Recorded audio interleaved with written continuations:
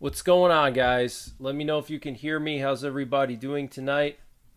Sorry for the late stream. I was going to try to stream earlier, but had a lot of stuff to do today. It was a busy day, so I didn't get a chance to get on earlier. So my apologies for the late stream.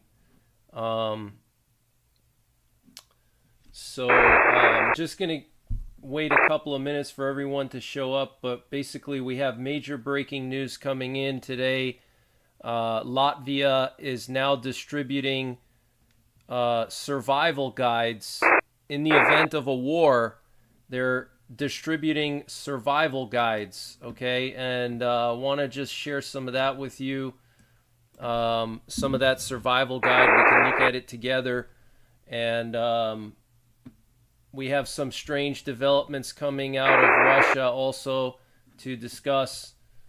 What's going on, Jimmy Rants? Good to see you. For those of you guys who don't know, Jimmy Rants is like one of my original subscribers. When I first started my channel, he was like one of the first people to subscribe to me, and I've known him for years. But he was watching me a lot when my channel was very small. So me and Jimmy Rants go back a long time.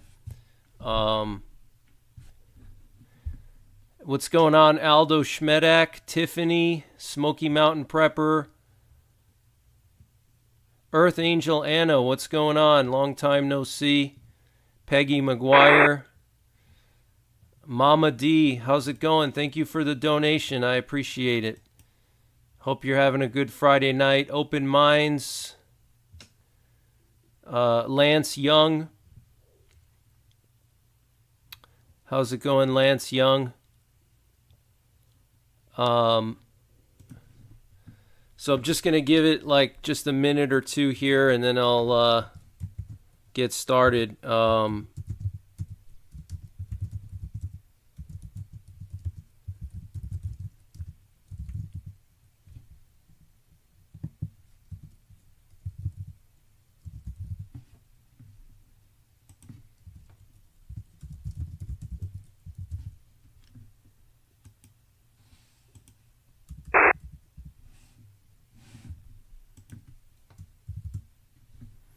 So the major breaking news is that Latvia is now distributing survival guides for surviving war.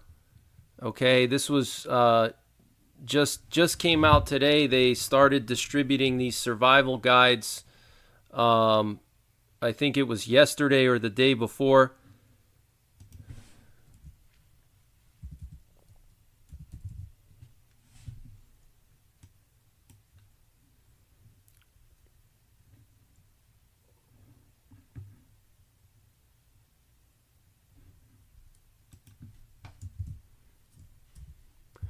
So I want to share that with you guys. Just give me a second here. I just got to get everything prepared. My apologies for not having everything set up sooner. I had a very long day today, and I was going to try to go on earlier and stuff, so I'm kind of just running late with everything. But what you're looking at here is a U.S. Air Force C-17 that flew from the UK to Moldova. Okay, this is a C-17, which is a military cargo plane, and it landed in Chisinau. Okay, we have U.S. C-17s going to Moldova. I think this is probably one of the first times I've ever seen U.S. Assets landing in Moldova. Okay, and this is part of the steadfast defender exercises that are ongoing right now. So they're probably moving some, artillery or ammunition or whatever. So this is pretty serious, guys. Okay, for the U.S. to be moving a C-17 into Moldova is extremely serious. Okay, so let me just share this survival guide with you guys. This Latvian survival guide for war. This is just absolutely insane.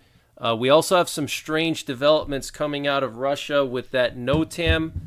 Yesterday I reported, and many people reported, that there was this NOTAM off the coast of California for missile impacts, that Russia was going to launch missiles off the coast of California. The missiles were going to land in the water off the coast of California. Well, now that NOTAM has been canceled, which is very strange. So not sure why they're canceling it or what, but very strange situation with that.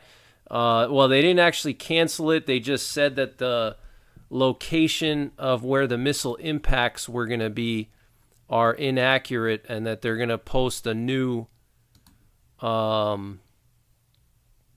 update that's going to have the new coordinates. So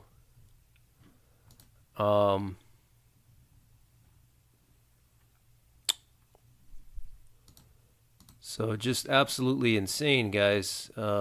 Just really, really crazy. Stand by 1 second here. Just trying to get everything prepared for you guys.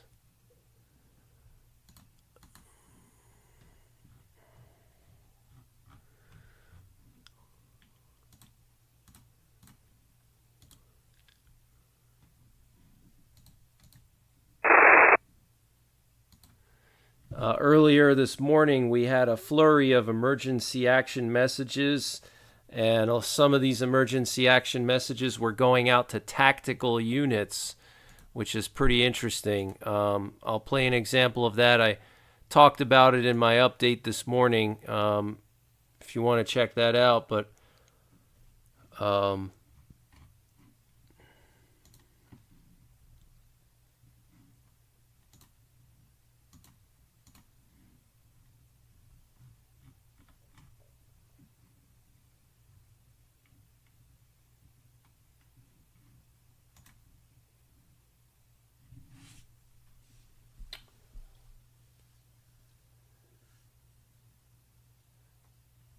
what's going on, Diva's mom? How's it going? Good to see you.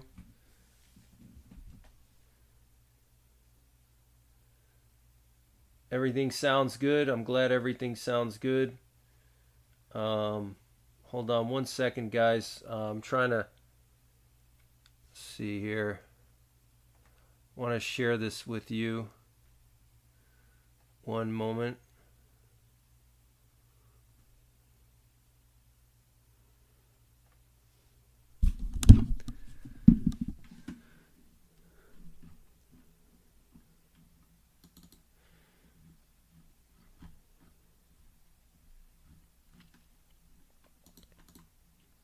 There's a lot of news today, so we'll go through all the headlines, but major breaking news coming in about Latvia, okay? Latvia distributing wartime survival manuals, okay? That is unheard of. And this is coming just a week after the Polish defense minister said on Twitter that people should have bug-out bags, okay? So, very, very concerning.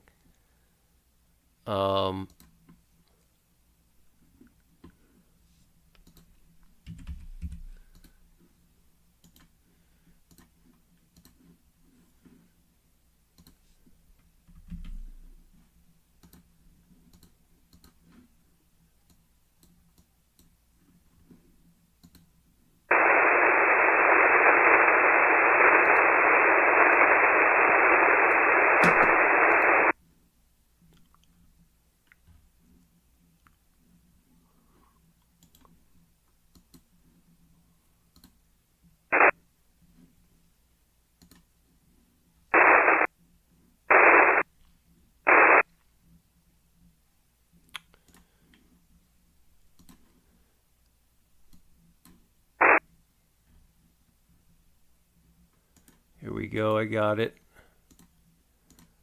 I found it. Sorry about that, guys. Let's see. All right, so here it is. This is the survival manual, okay, that was posted, or not posted, shared by the Latvian government. How to act in the case of war. Okay, this is the English version, all right? Let me just zoom in a little bit so you guys can see better. How to act in the case of war. And it's like 100 pages long. Okay, you can see some Ministry of Defense of the Republic of Latvia 2024. Okay, you can see the date here. I believe they released this 2 days ago. So look at all these pages. 93 pages, guys. Individual resilience. How to prepare for war. How to prepare your residents. How to prepare water supplies. What products to include in the home stock. How to prepare a vehicle. Medicine. Necessities for a crisis situation. Communication and information seeking. How to protect yourself from misinformation. Cybersecurity. Places of refuge. Hold on, let me turn the squelch up a little bit on this thing. Places of refuge. What to do during a shooting. What to do during a chemical attack. Action in the combat zone. How to prepare for an enemy siege. Water and food. Personal protective equipment. Shelter and sanitation. Medical aid. Mobile signal. Cohesion. Relations between civilians and military personnel. Evacuation and establishment of shelters. Action in a temporarily occupied territory. Mental health in wartime. Community resilience. Resilience of the private sector. How can we help internally displaced persons during war? Emergency situation. State resilience. Wartime. I mean, look at all these topics here, guys. Resilience of critical infrastructure. How to practically help the national defense. Resistance. Actions of the national armed forces. Actions of state and local government institutions. So the timing is just crazy, guys. They're doing all these drills in the Baltics now. Okay, they're practicing in urban warfare in Lithuania and in Estonia. The Germans and the French are practicing in urban warfare, okay, in Lithuania and Estonia. There was a massive amount of NATO aviation over Poland and the Baltics again last night. And during the day today as well, we had some German reconnaissance planes flying over Poland today. So it's an absolutely insane situation going on. So it looks like Russia could be planning some kind of a surprise attack possibly on Poland and Lithuania. Brian Pellerin, thank you for the donation. Happy Door Day. God closed Noah's Ark on this day. Jesus is coming soon. Keep looking up, says Sweatnam Ministries. Thank you for the donation. I appreciate it. So this is crazy, guys, okay? Let's just read the preface. Latvia is protected by our national armed forces and NATO.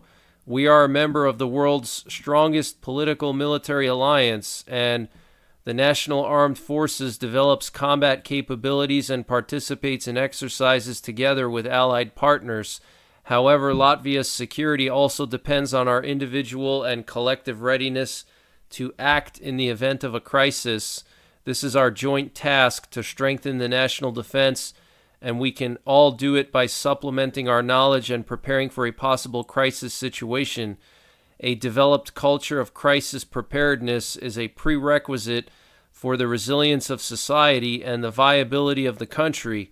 It is the joint readiness of the entire society to act in case of crisis and war, the ability to continue to provide critical functions and services, as well as to support the national armed forces in defense operations.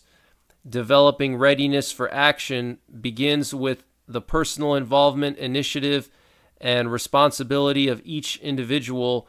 It is raising awareness of national security issues, the ability to handle weapons, more active involvement in national defense, the ability to take care of oneself and one's fellow human beings, as well as the desire to engage in a pre-informed and learned form of national defense support. Ukraine has been fighting against Russian aggression since 2014. During this time, Ukraine has strengthened its resistance as well as mobilized the entire society to fight against the occupiers. Ukraine's experience must be taken into account, and its lessons learned must be used to prepare Latvian society for the worst-case scenario, a military invasion. The purpose of this informative material is to provide information to the citizens of Latvia to help them prepare for war by planning the necessary resources in time and developing action algorithms. Most of the information included in this manual can be used during peacetime, but certain sections can be used when a special legal regime has been established in the country, a state of emergency or state of exception. The state of emergency is intended to overcome the country's military threat in an organized manner. The state of war is not a separate legal regime in the sense of the laws of Latvia, but it reflects the actual state of affairs in relation to another country. The aggressor may not formally declare war, but carry out another type of special operation against our sovereignty and territorial integrity or hybrid activities, the overall severity and impact of which would be comparable to war. In order to avoid interpretation and ambiguities, the Latvian legislator has defined a state of exception as a special legal regime within the framework of which we will also overcome the war. Before using this material, please familiarize yourself with the booklet 72 Hours, How to Act in the Event of a Crisis, where the most important recommendations are given for actions in the event of a war in the first days of a military conflict. The detailed information contained in this guide will help you prepare and respond appropriately to and survive a protracted national crisis when the service's capacity to provide support will be limited. Carefully read this guide, analyze the information received, and consider your action plan. Save this information and share it. Wow. This is crazy, guys. This is surreal. Okay? So here we have chapter 1, okay? Individual survival they're talking about, okay? So you see the drawing here. You got a family. They have a medical bag, some water, some food and supplies there. It looks like a bedroll. How to prepare for war. It should be taken into account that electricity, water, heating, and gas supplies may be interrupted as a result of hostilities. The operation of telecommunications, mobile communications, and internet services, ATMs, payment by bank cards, shops, and pharmacies may be completely or partially interrupted.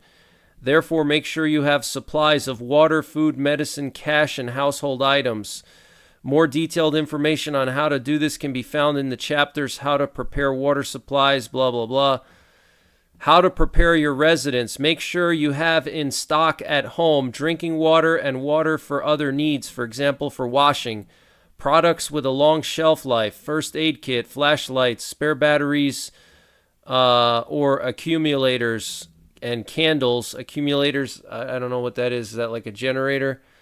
A gas burner with spare gas cylinders for cooking, or a stove with another type of fuel. Fire extinguisher, warm blankets, sleeping bags, warm underwear, a set of critical items in case of evacuation or moving to a shelter, alternative autonomous heat source for cases when centralized heating system does not work, hygiene and sanitary products.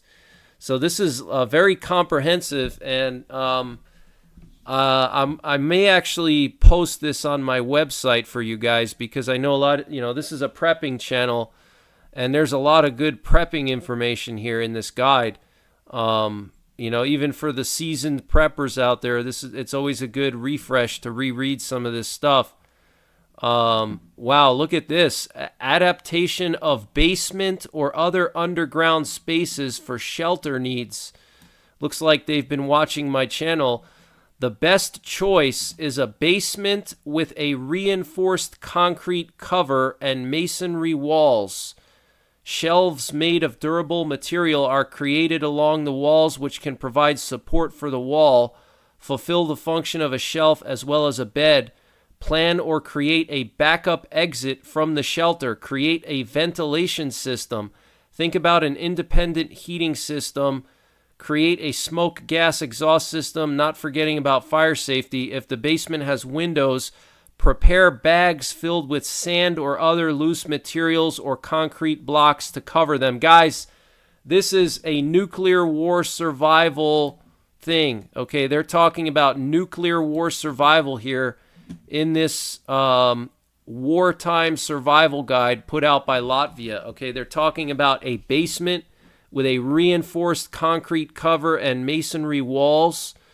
They're talking about a backup exit, ventilation systems, and the giveaway is if the basement has windows, prepare bags filled with sand or other loose materials or concrete blocks to cover those windows. Okay, that is what you do if you're hunkering down in your basement to wait for the fallout to subside after a nuclear war.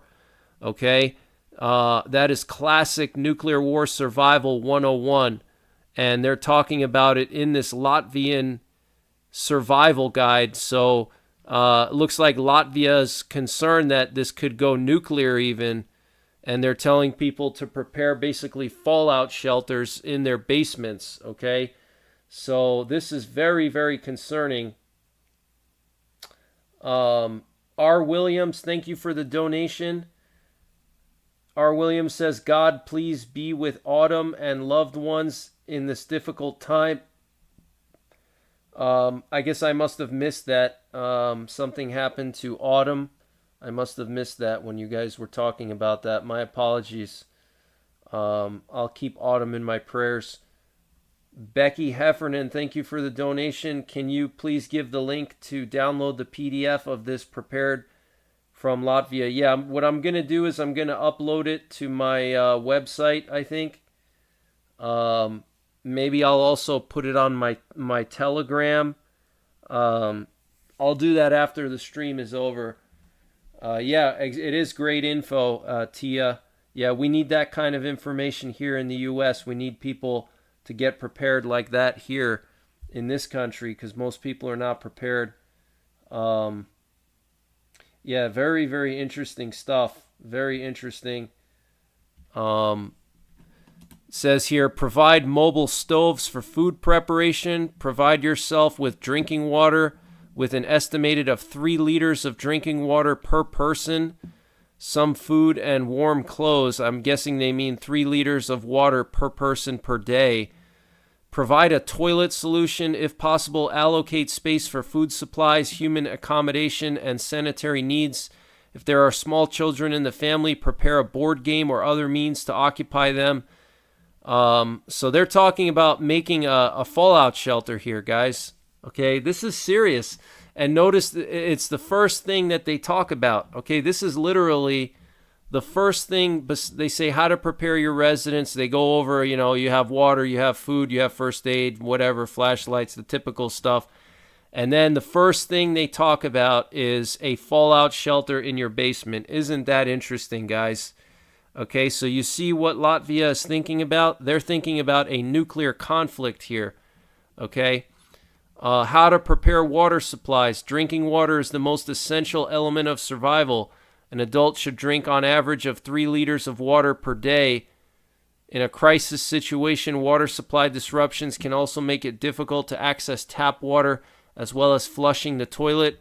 Calculate how many liters of drinking water you and your loved ones need to store at home so that it is enough for at least 3 days, recommended for a week. I always tell people you should have at least 2 weeks of water in your house, minimum. 2 weeks of water that you can just immediately drink. You don't have to treat it or anything. 2 weeks is the minimum. And the reason why you want 2 weeks is if you do have to shelter in your basement in a nuclear war, 2 weeks is roughly the time that you would need to stay in your basement until the fallout subsides to somewhat normal levels, okay, and the radiation is not that high anymore, and you can come out of the basement. You're going to need 2 weeks of water.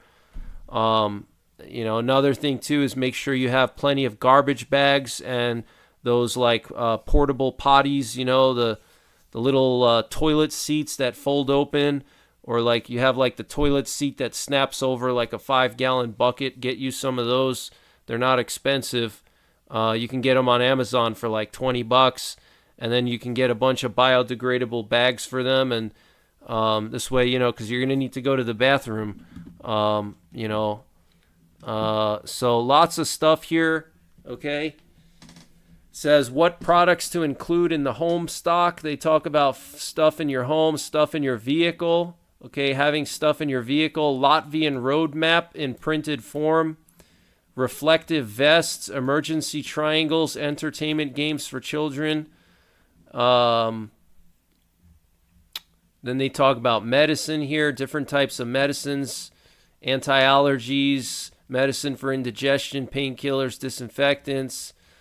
Then they talk about stuff for a crisis situation, ID cards, driver's license, marriage certificate, educational documents, portable radio, Latvian roadmap, multi-purpose folding knife, can opener, spork, bowl cup, dry alcohol stove, water filter, disinfectant tablets, thermos, spare charger, matches, external energy storage. This is very comprehensive. This is awesome, actually. We need that here. So I'm going to try to post this. Let me see if I can post it to my Telegram. Let me see here. Yeah, I think I can do it. I'm going to post this to my Telegram channel right now. If you guys want to download this and keep it for your own, reference, because I think it's great. It's great stuff. Let me see.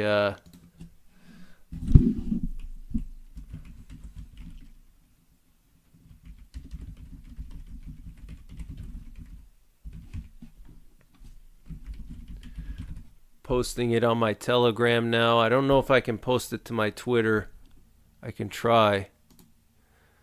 Yep, it's up. It's on my Telegram if you guys want to look at it. My Telegram is just at, what is it? t.me/NYPrepper1 is my Telegram. I think so. Let me just double check that. Yeah, t.me/NYPrepper1. That's my Telegram. So if you want to download it, you can download it there. So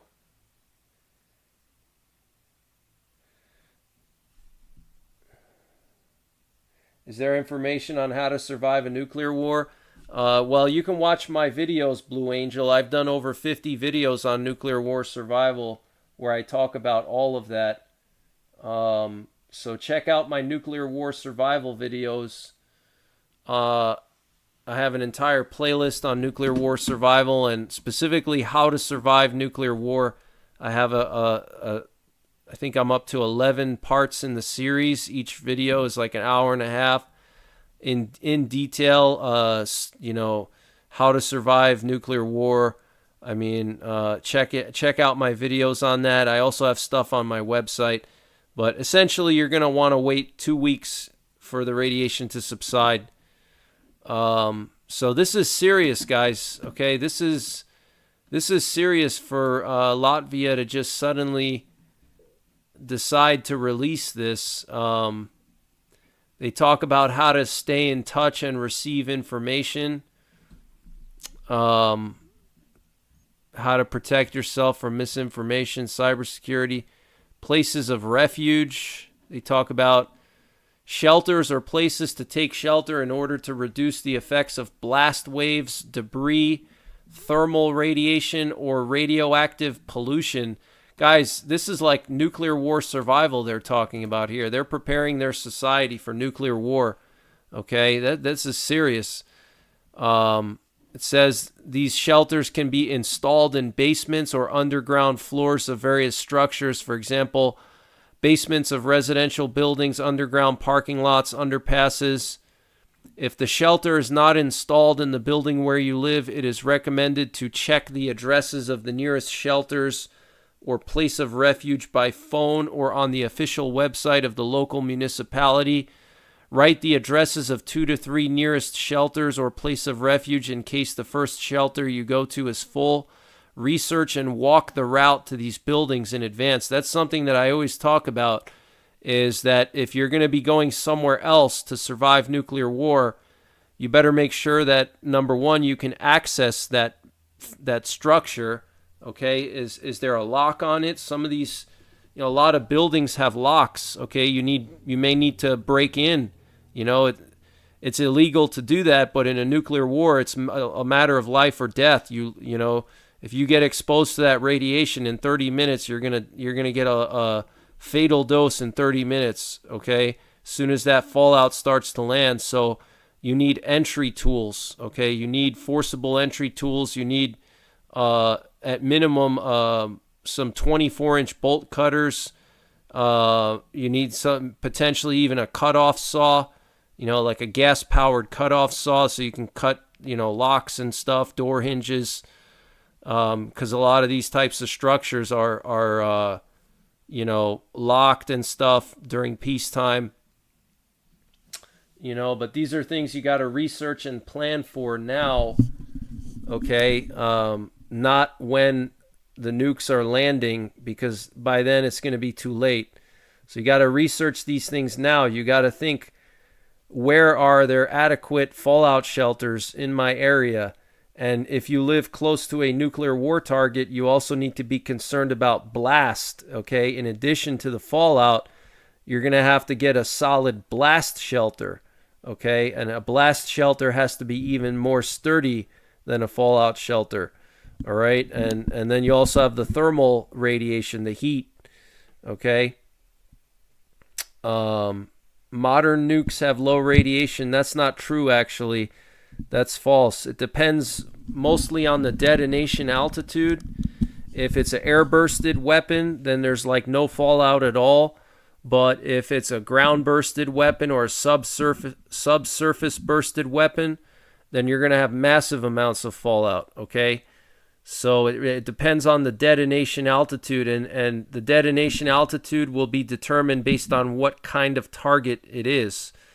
Okay, so if you have, for example, a hardened military facility, a bunker, or even just some kind of air base or something used by, fighter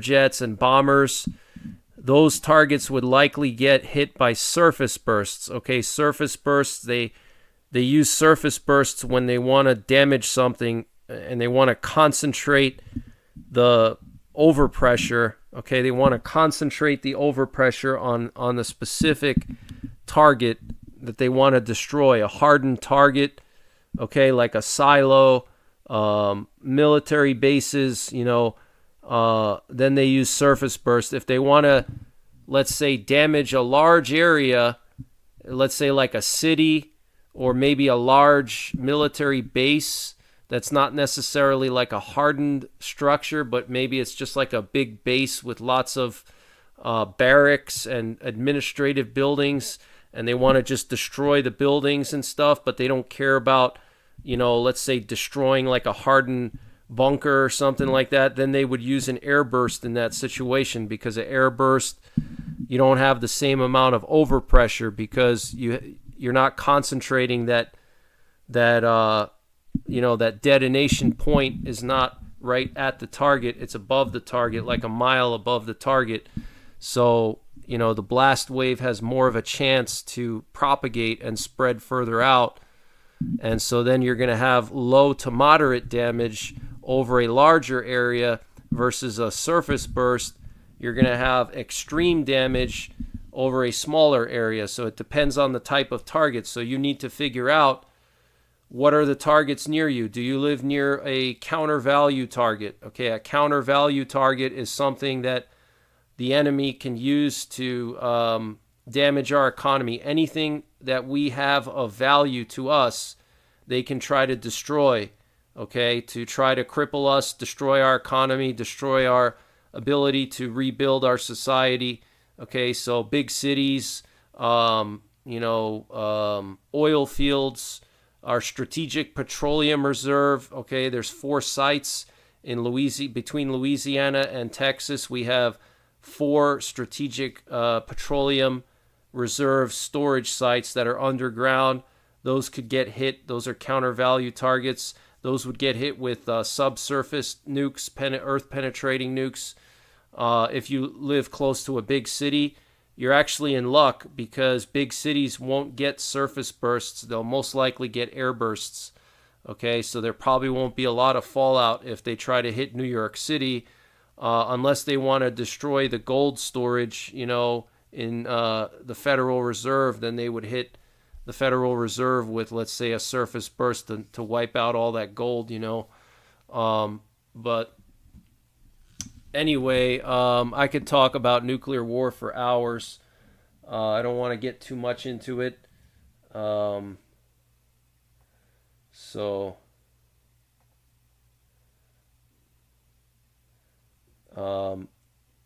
to all the moderators for showing up so late. I appreciate it. So this is very, very serious, guys. Okay, Latvia is preparing their citizens for a nuclear war. Good to see you, Ross Niderman. And then they have a section here, what to do when you hear sirens. When you hear the alarm sirens, turn on the radio or TV to receive a notification and information on what to do next. If you hear sirens or an announcement that is broadcast on the streets through emergency transport speakers, listen to the announcement and act according to the instructions. Okay, so you got to remember, guys, Belarus now has tactical nukes. Okay, and just over a week ago, Belarus and Russia said that they were going to be doing drills for tactical nuclear weapons deployment. Okay, and they weren't really doing drills. That's just a BS cover story. What they were doing is arming all their tactical nuclear weapons and calling it an exercise, okay? Just like right before they invaded Ukraine, they moved 150,000 troops right to the border of Ukraine, and they said, oh, it's just an exercise. We're practicing, mobilizing our military in a contingency. We can do whatever we want in our borders, okay? That's what they were saying. You remember that? You remember when Sergei Lavrov, the foreign minister of Russia, said that this was Western hysteria, that Russia was going to invade Ukraine, and sure enough, they did.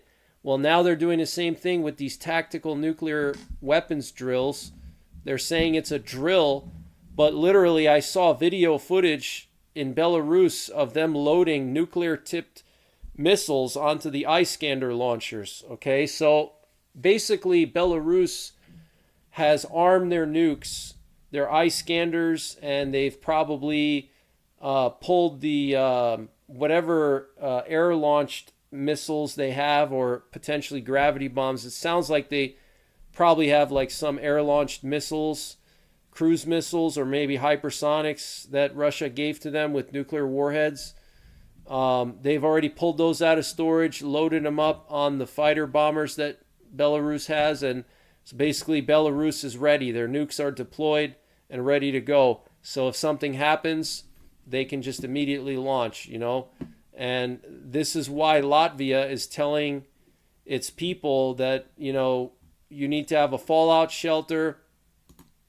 They talk about radiation and stuff, because Latvia could get nuked. Okay, Latvia could get nuked by Belarus. It's very possible. Okay, it's not beyond the realm of possibility. Okay, so things are really spiraling out of control. Then they talk about mortar fire. What to do if there's mortar fire? A loud whirring sound and a shell explosion means you're in an area of artillery fire, mortar fire, or air attack. If you hear the whistle of the projectile and after 2 to 3 seconds an explosion, immediately lie down on the ground, cover your head with your hands or a bag. After the first charge explodes, quickly find a place to hide. You should find at least a small depression. Underpasses, ditches, trenches, pits, wide gutters, under roads, high street curbs, or wells can also be used as suitable cover. If an attack surprises you on public transport, request an immediate stop and get off. Run as far out of the way as possible and fall to the ground. Cover your ears with your hands and open your mouth. This will protect you from injury. It is dangerous to hide in porches, under arches, in stairwells, in the basements of manufactured homes, near vehicles and gas stations. Such objects are unsafe. You can be trapped and injured. Do not start searching the ruins on your own. Wait for deminers and representatives of the emergency service. Small arms attack. If you find yourself in the crossfire of an attack that uses, it says archery weapons. I think that's the wrong translation. They're saying pistols, machine guns, rifles, automatic weapons. You must hide in safe rooms in your own home, away from windows and doors. If this is not possible, lie under the cover of objects that can protect you from debris and bullets. In open areas, immediately lie on the ground and cover your head with your hands. Any ledge, elevation such as a footpath, depression, or ditch will also provide better protection. A metal trash can or porch steps can also protect you. Do not hide behind cars or kiosks. They often become targets. So, very interesting. What to do during a chemical attack. Okay, I mean, this is just really comprehensive stuff, guys. Signs of the use of chemical weapons. If you are in a combat zone, pay attention to the following external signs that may indicate the use of chemical weapons. 2 or more people become incapacitated for unknown reasons. Liquids, powders, vapors of unknown origin are found. Incomprehensible smells or tastes. Unknown devices or equipment found. Rapid mass death of small animal species, birds and insects. Physical symptoms of massive chemical damage are observed. So, this is crazy, guys. This is insane. This is absolutely crazy. And then they talk about evacuating. It says action in the combat zone. During a military conflict, many factors will work against you, including emotions. Therefore, remember that in critical moments, you must maintain the ability to organize your actions, concentrate, and not react to possible provocations. Your safety will depend on it. If you are in a military conflict zone, it is recommended that you listen to the following recommendations. Always carry identification documents. Store money and documents in different places so you have more options to keep them. Keep information about your blood type and possible health problems in the pocket of your clothing. Reduce the number of trips without a valid reason. Avoid crowded places. Memorize shelters that are close to your home, work, or places you often visit. Do not tell people of dubious reputation and strangers about your plans. Do not argue with strangers to avoid possible provocations. Avoid convoys and do not stand near military vehicles. Do not take pictures or film if there are people in military uniforms nearby. Do not try to film their actions even if you think they are illegal. Do not observe the hostilities. Hide as soon as you hear shots. Do not carry weapons or show military personnel anything that resembles a weapon, even just in shape. Do not take abandoned weapons or ammunition. Do not touch explosives or even just suspicious objects. Do not try to disassemble or move them. Even simple household objects can be mined. Do not wear military uniforms, camouflage, or clothing with sleeves. Choose dark clothing that does not attract attention. Avoid any symbols as they may cause an unpredictable reaction. Okay, and then they talk about how to prepare for an enemy siege. This is insane, guys. To minimize casualties and maximize survival, civilians must prepare. Wow. So this is crazy. I'm not gonna spend too much more time on this, but this is crazy. Okay. Then they talk about evacuation over here. This is just insane. Actions in a temporarily occupied territory. Okay. Says here, Latvia will defend itself in any case, proving it in practice, no matter how invincible the enemy seems. If the country temporarily loses control over a part of its territory, Latvian citizens in this territory will organize an organized resistance to the invader. Be prepared to cope independently, even in a long period of time. If vital services are temporarily unavailable or the availability of goods decreases. Wow.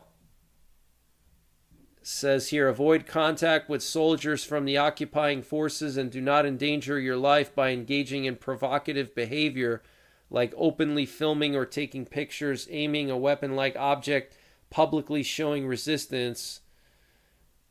Wow. Says, do not trust information in the media that will be broadcast by the occupiers. This propaganda is created with the purpose of spreading false information and intimidation. Wow. Mental health in wartime.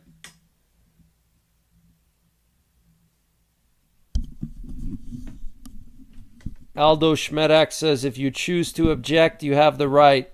Carry out armed resistance against enemy forces with the NBS. Yep. Yeah, this is crazy, guys. Yeah, my Telegram is it's on the top of the chat, Kinkoi. Oh, I think you put the wrong. Oh no, you put it right. Yeah. You put the right one. Yeah, he put the link to my Aldo already put the link to the survival guide, but yeah, it's just t.me/NYPrepper1. There's a link in the top of the chat. I pinned it to the top of the chat. So scroll up to the top of the chat. If you're watching on TV, you're not going to be able to see it, but if you're on your phone or if you're on a computer, scroll up to the top of the chat and there's a link to my Telegram. Okay? It's also in the description below every video of mine, my Telegram and my Twitter. I try to download Telegram, but I only see a messaging app and I can't add NYPrepper. I don't know. I'm doing something wrong. Interesting. Yeah, you should be able to just you should be able to download it without even having Telegram. You should be able to just download it. You know? Oh yeah, they want you. They probably want you to open Telegram. Yeah, so you gotta download Telegram, and you gotta create a Telegram account. It's free and it's easy to do. So it's easier to do than Facebook. I'm sure a lot of you guys have Facebook. It's much easier to do than that. What's going on, Deidre? I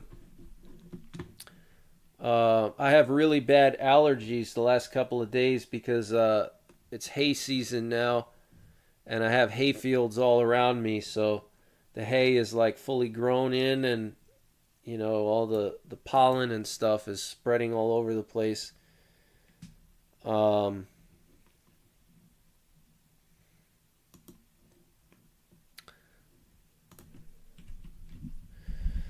So we have some breaking news coming out of the Polish border with Ukraine. Apparently there's Ukrainians trying to flee Ukraine right now. There's lines of cars at the Polish border with Ukraine. Ukrainians are trying to leave now. So that's pretty serious, guys.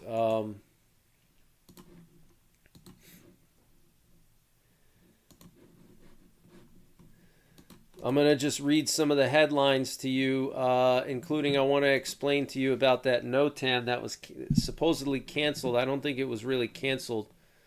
It's just something with the coordinates are wrong. But yeah, we have lines of people trying to flee from Ukraine right now. We're hearing as many as 760 passenger vehicles and 25 buses have been stopped at checkpoints in the Lviv region.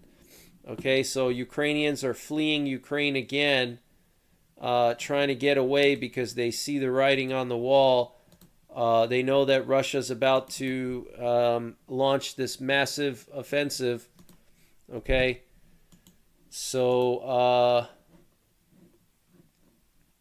let me just see here. I have some footage. You know, there's this. I'm going to just take a quick break from the news. I want to share this funny video. I don't know if you guys seen this yet. Just to lighten the mood a little. This is a really funny video. Where is it? Let me see here. Hold on. I gotta open it. One sec. Really funny video. It's just I was laughing so hard when I saw this. Let's see here. Where was that?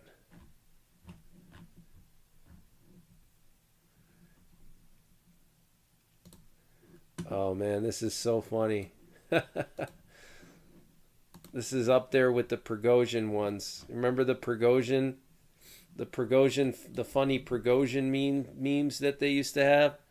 This is up there with that. This is pretty funny.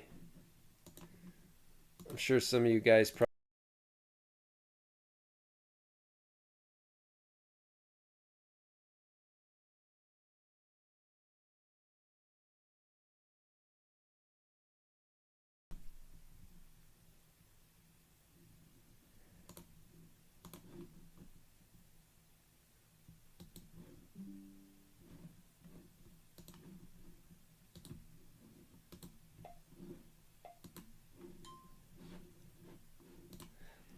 This is a really funny video. Let me share this with you guys. So funny. Hold on.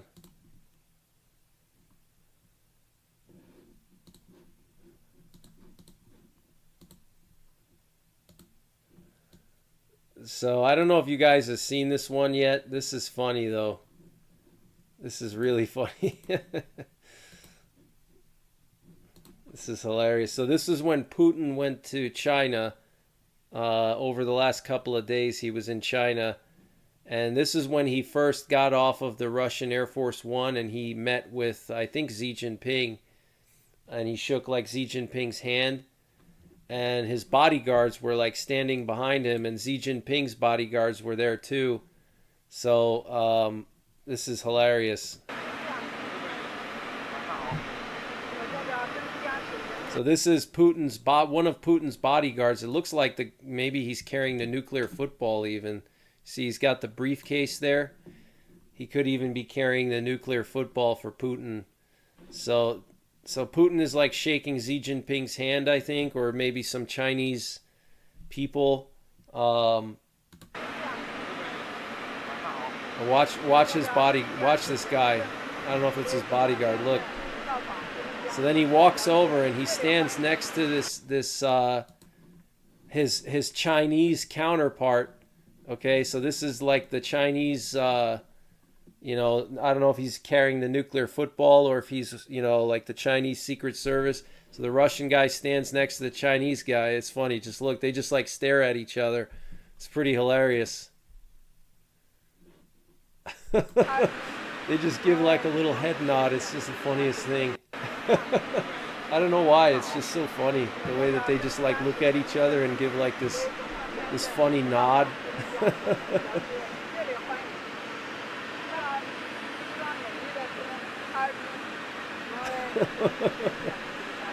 So funny. I don't know why, but it's just hilarious.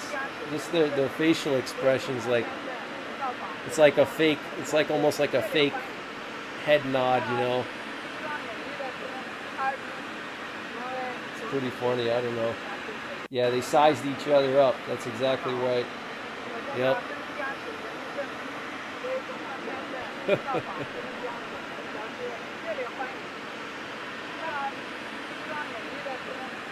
It's like it's like the Terminator meeting the RoboCop or something. They like look at each other and they're like, "What are you?" You know, you're like my long lost brother or something. It's just like the way they're looking at each other. The Chinese guy looks pretty funny.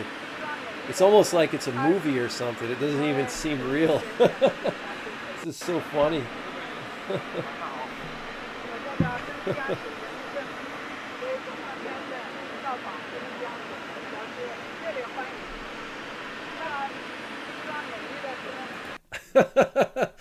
Look at how the Russian guy just gives like this fake smile, you know?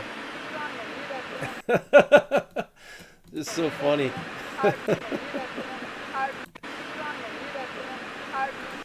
So anyway, I just wanted to share that with you. I thought that was pretty funny. Um, that was circulating around. That was circulating around social media today and yesterday. So need a little bit of a break from all the serious, headlines. Um, so let me just share some stuff with you guys here. Hold on one sec.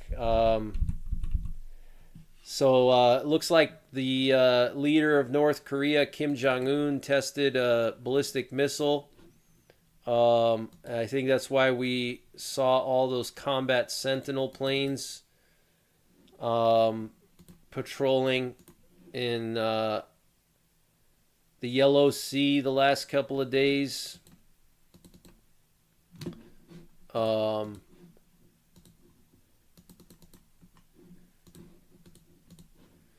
One sec here.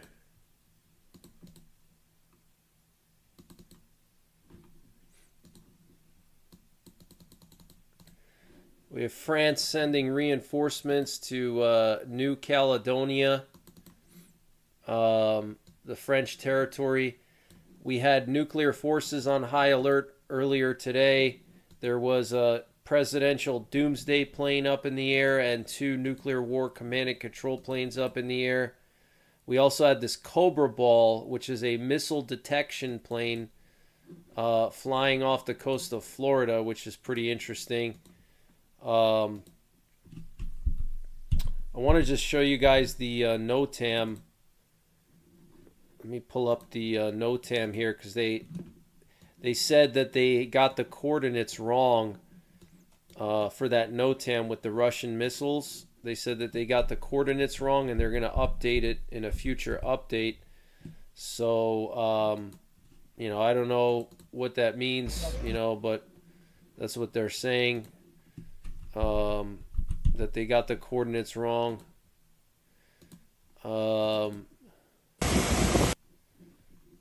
So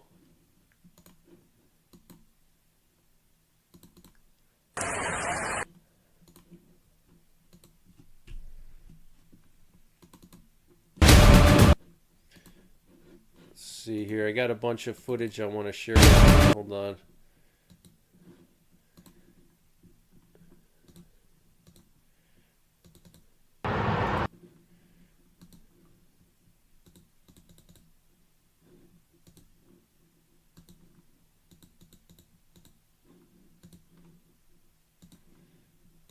Just want to share some footage with you guys. I'm just setting up all the videos here.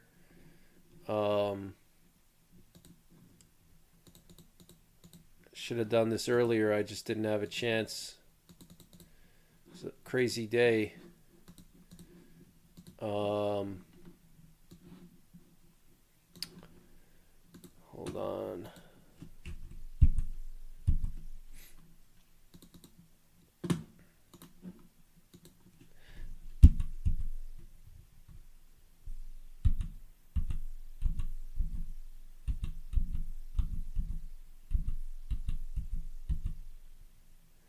We have some alerts in Israel right now. There's some air raid alerts going off in Israel tonight.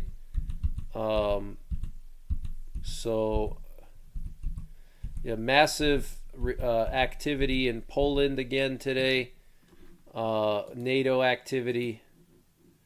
Let me just open up some stuff here.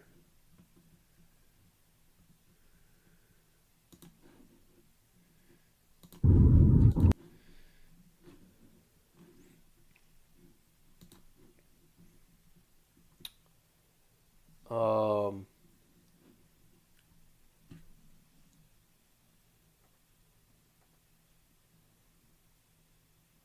what's the update with Russia off the coast of California? Yeah, so I'm gonna get into that, but basically,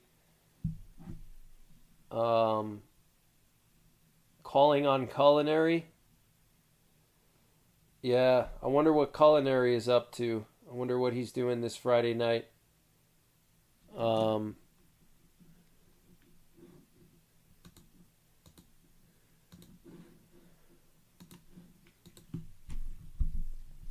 let me see if I can update you guys on that. One moment here.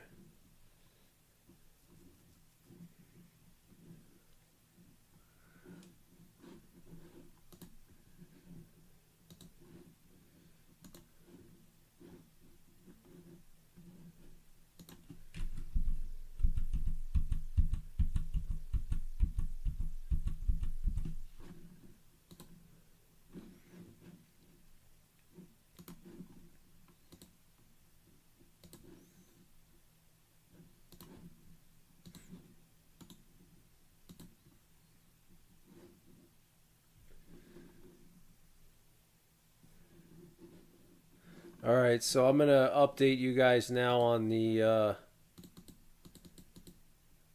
NOTAM. Um, hold on one sec.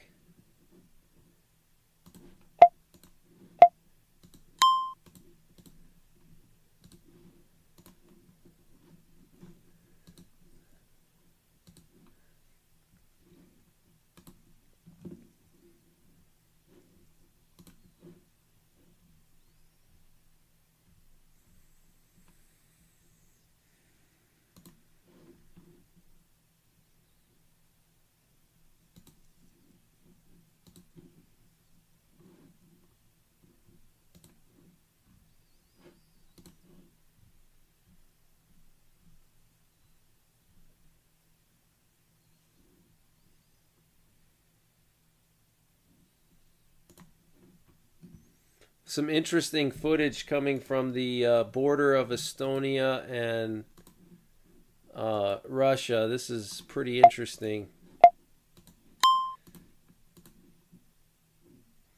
Let me share some of this stuff with you. Hang on one sec here. Just give me a couple more minutes here. 5 more minutes. Trying to set everything up here.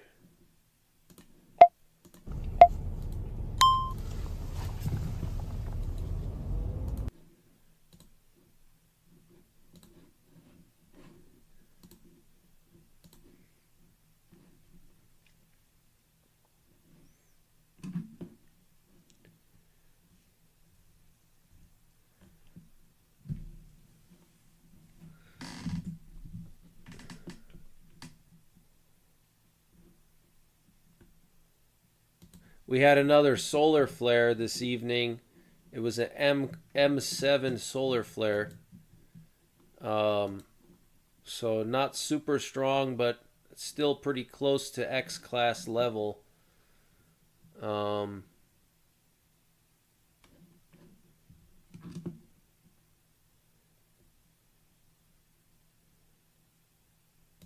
apparently, Pakistan bombed the Taliban today.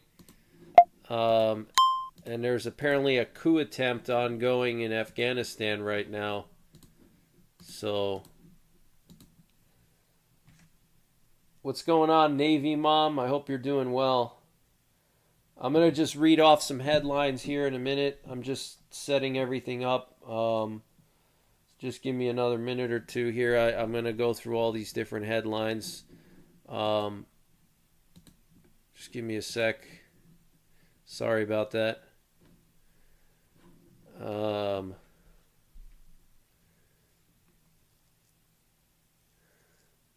Ukraine pounded the Novorossiysk port, which is the new Russian Black Sea Fleet headquarters.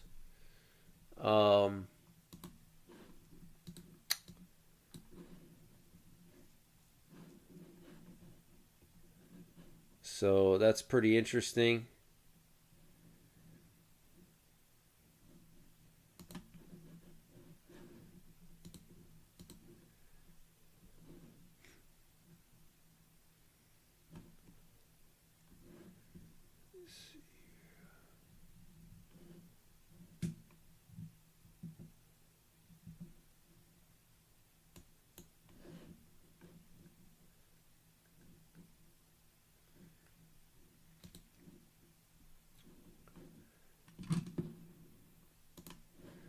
Okay.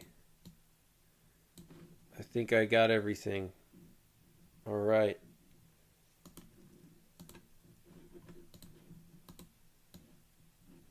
Let's see here.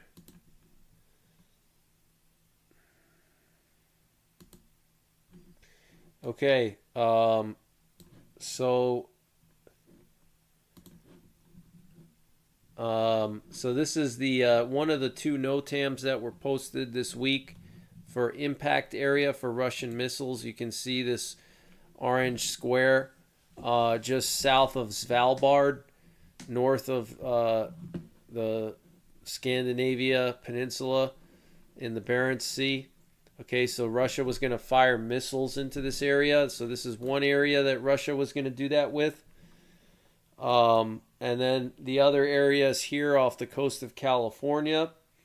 And for some reason now, they are saying that these coordinates are wrong and that these are not the proper coordinates and that they're going to update us with new coordinates. So the impact area is going to be different than this one. So this is the original impact area, this red rectangle there you can see off the coast of Southern California and Baja California. So they're saying that that these coordinates are wrong and they're going to provide an updated coordinates. Mary Montez, thank you for the donation. I appreciate it. Thank you very much. Appreciate you. So let me show you guys the where do I have that here? Here it is. So this is the Defense Internet NOTAM service. So if we scroll down, this is for the Oakland Flight Information Region. You can see here Oakland FIR. Okay. If we scroll down here, it says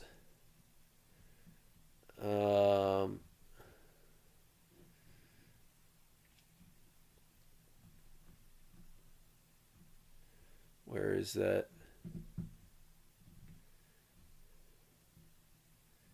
Here we go. This one right here, it says, attention aircraft operators and dispatchers operating in KZAC FIR between Hawaii and North America. Position reports are required over AUNTI and ZOULU. These waypoints have been incorrectly published as non-compulsory. A correction will be made to aeronautical charts in a future update. Okay, so they're saying that the waypoints have been incorrectly published. A correction will be made to aeronautical charts in a future update. Okay, so very interesting. What's interesting though is it says here something about the Japanese self-defense forces. The Japanese self-defense forces are doing some kind of training. Where is that? Let me see.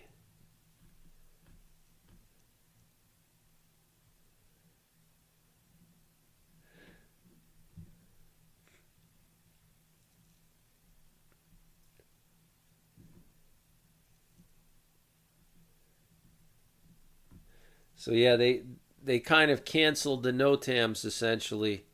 They kind of canceled it. So I don't know if Russia canceled it. I don't know if I don't know. I don't know what that is, but something weird is going on. Um, so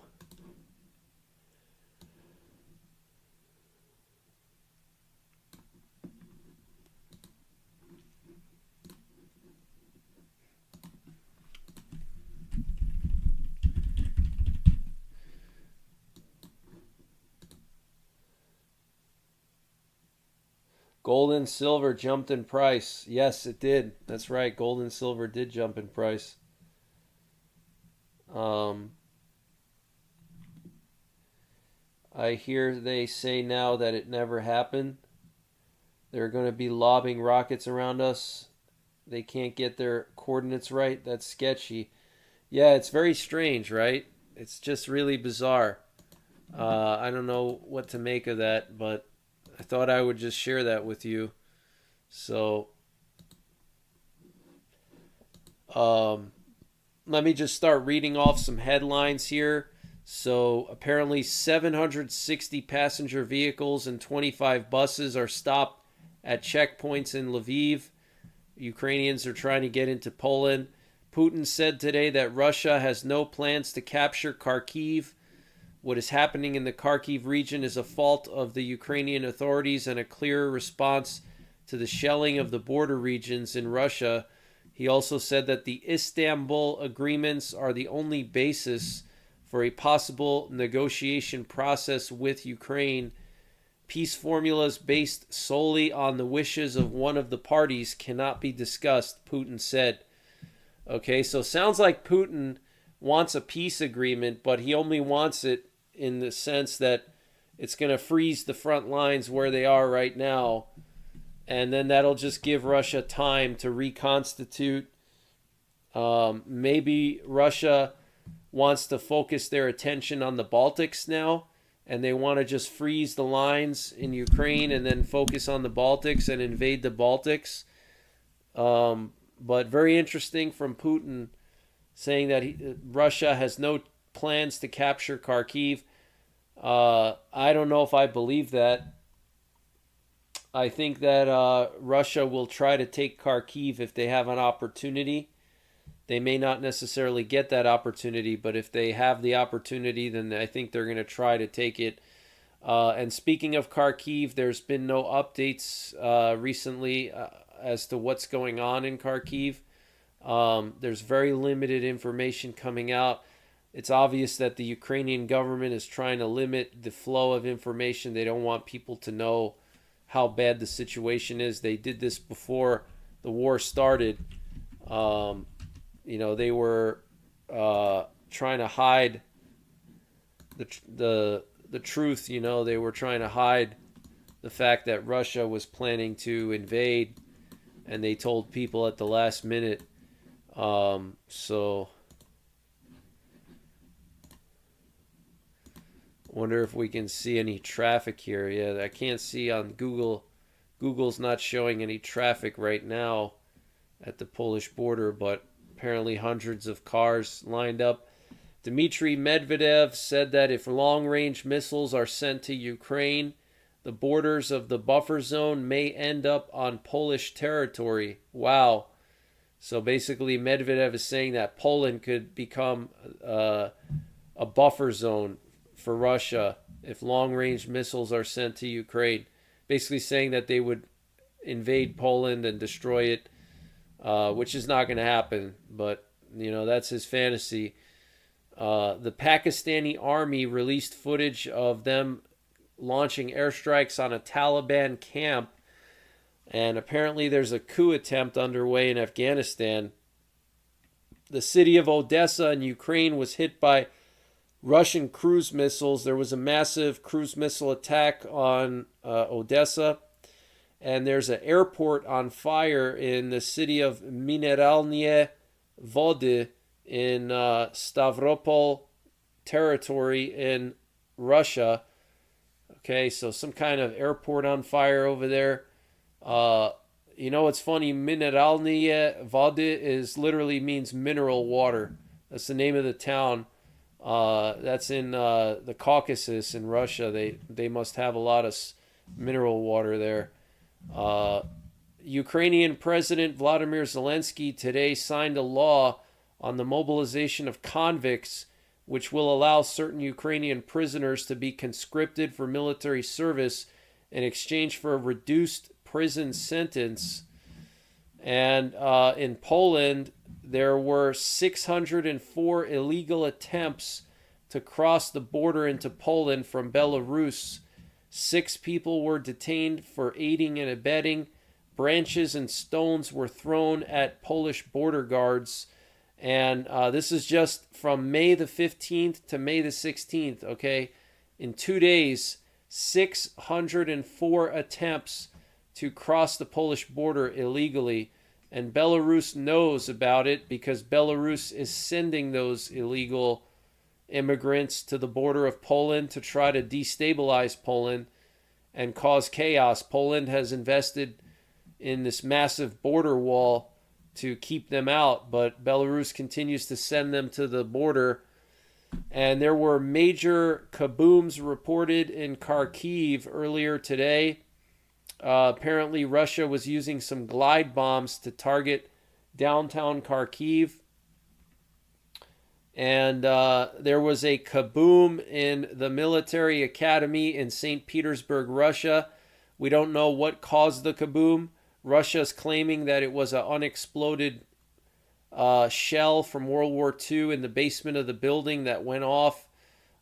Ukraine is saying that it was part of a Ukrainian drone strike, but apparently at least 7 people have been injured from this kaboom at the military academy in St. Petersburg. My thinking is that it's either a Ukrainian drone or some kind of a saboteur that planted like an IED. And in Lithuania, the German ground forces are continuing exercises as part of the Quadriga 24 exercise with Lithuania. Have some footage of that I'll share with you. The House here in the U.S. has passed a bill mandating weapons delivery to Israel. The House voted 224 to 187 to pass a GOP-led bill requiring defensive weapons to be delivered to Israel, preventing Biden from withholding approved transfers. The bill mandates withheld weapons to be delivered within 15 days. The bill faces unlikely passage in the Senate, and Biden has already pledged to veto it. British Perspective, thank you for the donation. I hope you're doing well. BG1 says, you're looking at me. BG2 says, you're looking at me. Yeah, that was such a funny video. Classic video. The White House said that Biden has not yet scheduled his attendance in the Ukrainian Peace Summit in Switzerland. The White House said that the U.S. does not encourage the use of American weapons to strike Russian territory. Israeli fighter jets struck a target belonging to Iran-backed Jenin brigades in the West Bank. China's nitrocellulose exports to Russia have surged since the full-scale invasion of Ukraine, according to NHK. Nitrocellulose is a dual-purpose material that can be used to make ammunition. So nitrocellulose is what they make gunpowder from. Okay, so China is selling Russia gunpowder. In 2022, China exported more than 700 tons of nitrocellulose to Russia, and in 2023, this volume almost doubled to more than 1,300 tons. That's a lot of gunpowder. Imagine if you had that much gunpowder, 1,300 tons. That's insane, guys. Full, just all gunpowder. Imagine if that all got lit up somehow. You know, like that's like, imagine like a pile of gunpowder, like the size of like a small island, you know, and then imagine like throwing a match on that. What would happen? That would be insane. It would be crazy, you know. North Korea tested a tactical ballistic missile with a new navigation system, according to North Korean media. And the foreign ministry spokeswoman of Russia, Maria Zakharova, made another threat, saying, once again, we would like to clearly warn Washington, London, Brussels, and other Western capitals, as well as Kiev, which they control, that they are playing with fire. Wow. Okay, so she was talking about the Ukrainian attacks on facilities located inside of Russia, okay, and the rumors that Ukraine was going to use American weapons to target Russian facilities. Okay, she's saying that Washington, London, and Brussels are playing with fire. Wow. Russia has already gained more territory this year than Ukraine liberated during last year's counteroffensive, according to the Washington Post. GDP growth in Russia in the first quarter of 2024 was 5.4%, according to Russian media. If that's true, that's pretty insane. If Russia's GDP grew 5.4%, that's insane.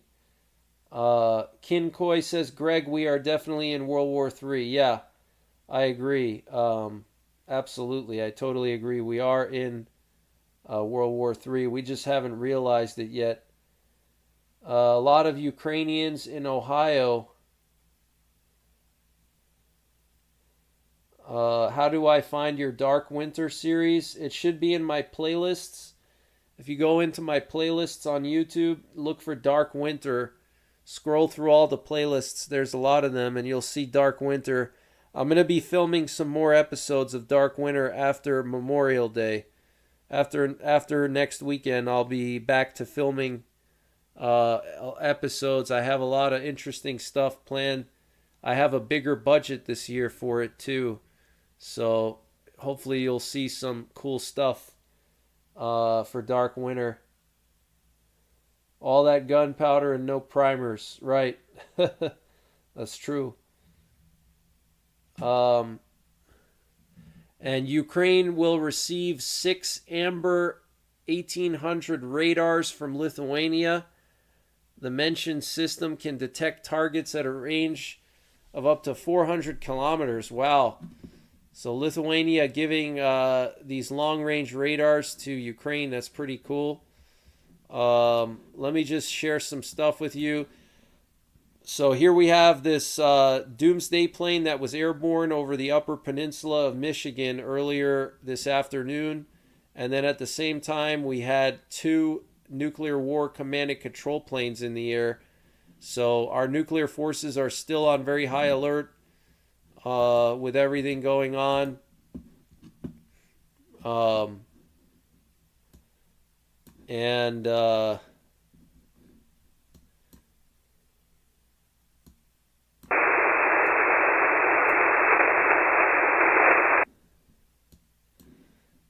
Let's see here. What else?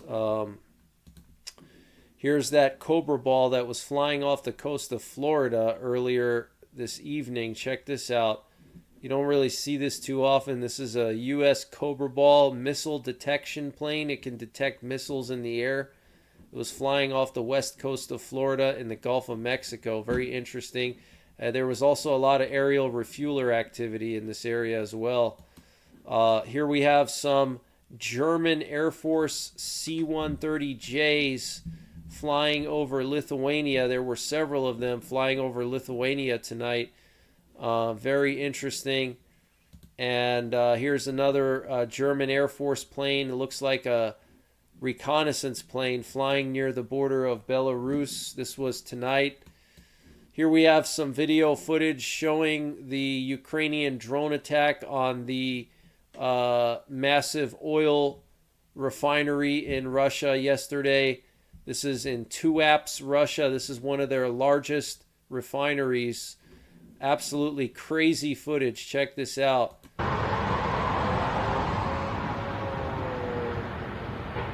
So you could actually see the drone landing, crashing, whatever. You see it right there.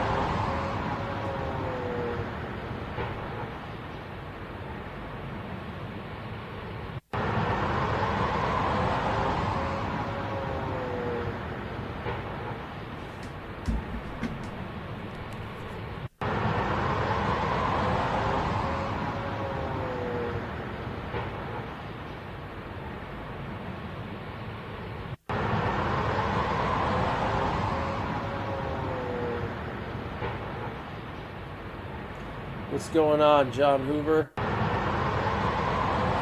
to see you.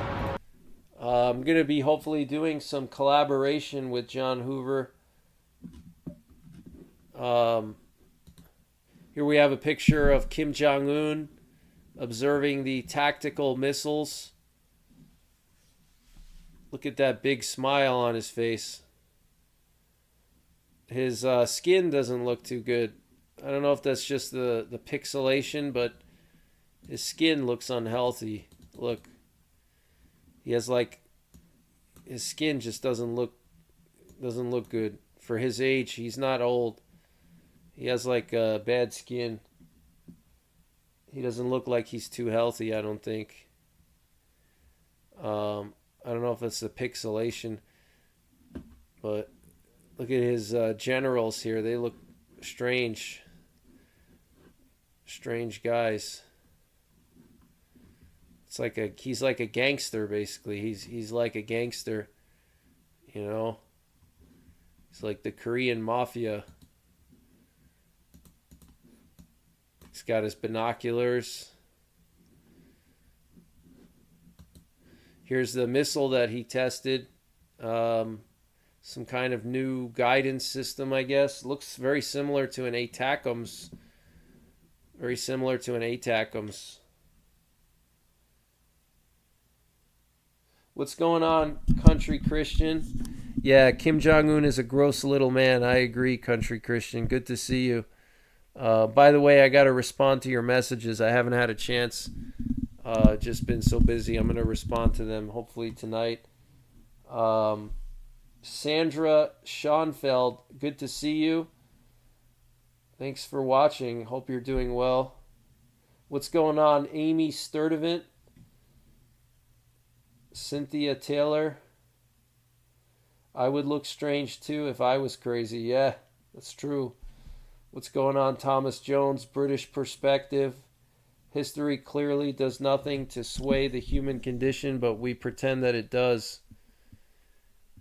Kim, the man who ate his own country. That's funny. Yeah, he ate his own country. That's right. Yeah, that's true. What's going on? A girl and a German Shepherd. What's going on? Waterlogged. Barbara Stevens. How's it going? Here's a picture of some of the French security forces that are deploying to New Caledonia, the French territory in the South Pacific. They're deploying soldiers there now. And here's a video of some of the security forces there in New Caledonia. Check this out. Got some marauders there throwing Molotov cocktails, blocking roads.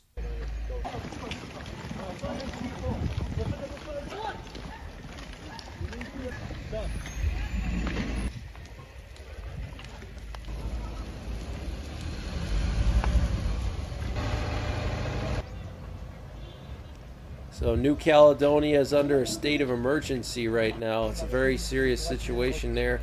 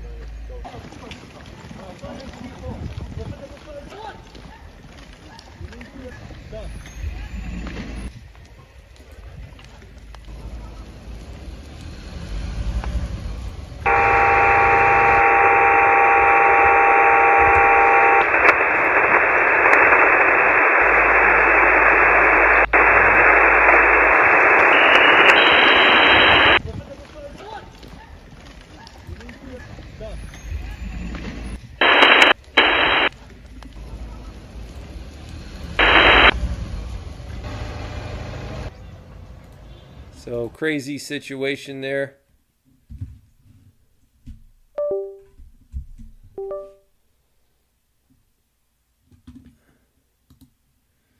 Russia said that NATO was playing with fire if they send long-range missiles to Ukraine. They said that the West is playing with fire, or not long-range missiles. If they allow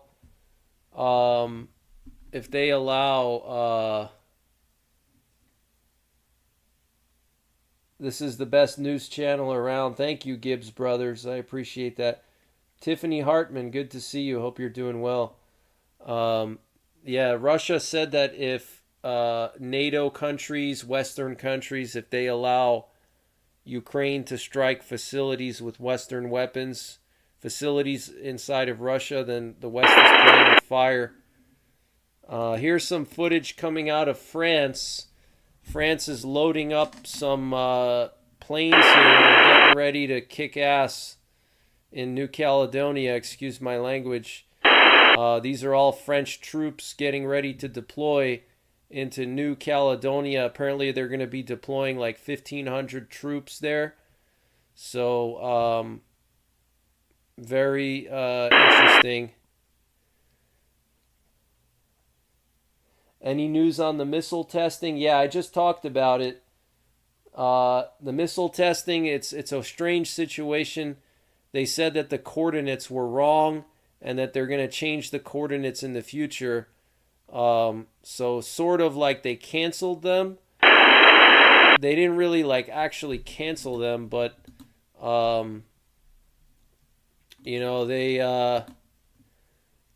they said the coordinates were wrong. So it's pretty strange that the coordinates would suddenly be wrong. Here we have some video footage coming out of Germany. There was a lot of flooding in Germany yesterday. Check this out. There's some flash flooding. I believe this is in southwestern Germany.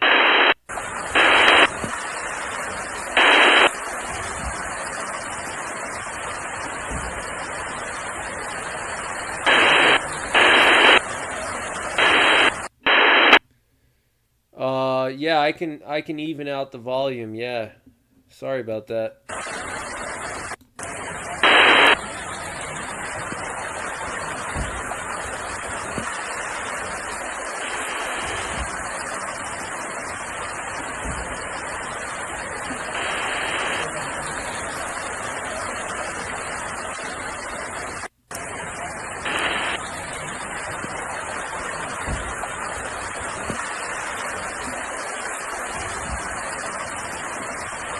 It makes me thirsty hearing that water. It actually sounds good.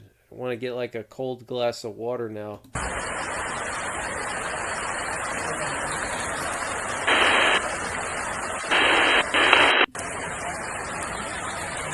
So, these floods in strange places, this is straight out of the Bible, guys. The Bible says that there's going to be floods, earthquakes in diverse places. This is straight out of the Bible, guys. It's just another sign that we're in the end times. So, get prepared. Prepare your soul to meet Jesus Christ. And here we have some video footage coming out of Lithuania. The German forces are training with the Lithuanians here. Looks like they're using howitzers. So, pretty interesting.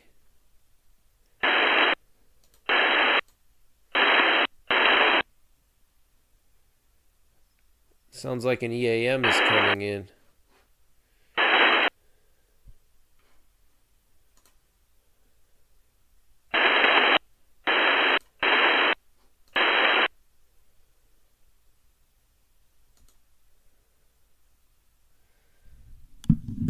Maybe not. It's just static.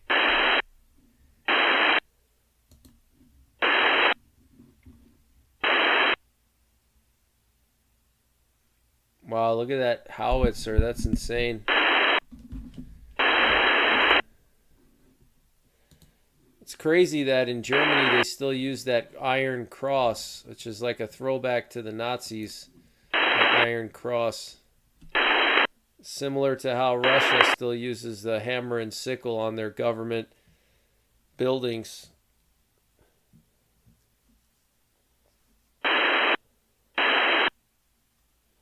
Yes, new coordinates, correct. That's the latest situation with the missiles, is new coordinates. Julie Bratcher, thank you so much for the generous donation. I appreciate it. If this last eclipse was the sign of Jonah as foretold in the Bible, then this weekend is the end of that 40-day warning. Be ready for anything, y'all. Wow. Wow, you hear that, guys? Great point by Julie. Thank you for sharing that. Very good point. She's saying here that the eclipse we recently had was the sign of Jonah, and this weekend would be the end of the 40-day warning. So after this weekend, we could see all hell break loose, basically. So get prepared, guys, okay? Get prepared. Here we have a U.S. Navy reconnaissance drone that was patrolling off the coast of Lebanon and Israel all night long last night. Absolutely insane. And thanks again, Julie, for the generous donation. I really appreciate that. Thank you very much. It's very nice of you.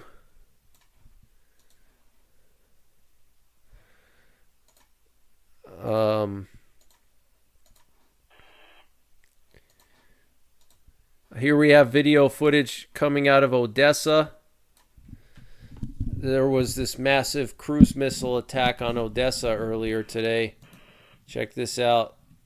Massive attack by Russia on Odessa.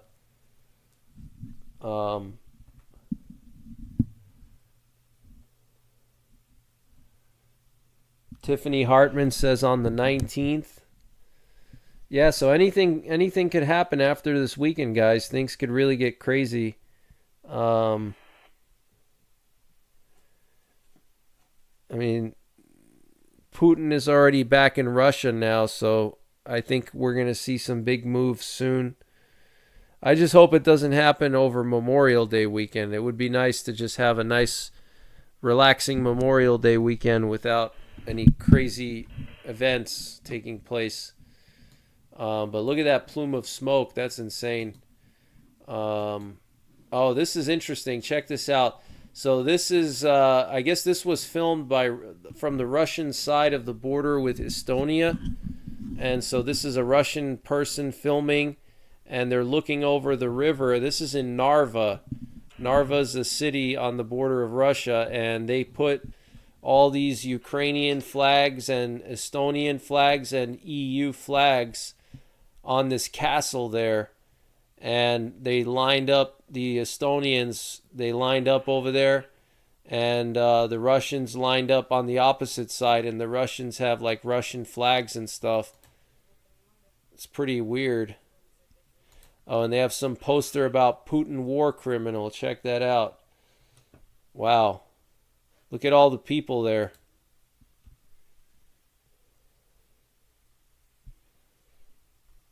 So then on the Russian side, you have some kind of, looks like they're getting ready to do a concert here, and they have like a Russian patriotic thing. And then on the Russian side, you have some kind of castle. So tensions are very, very high there between Russia and the Baltics. Elisa said that Russia said May is going to be a major turning point. Interesting. I didn't know that.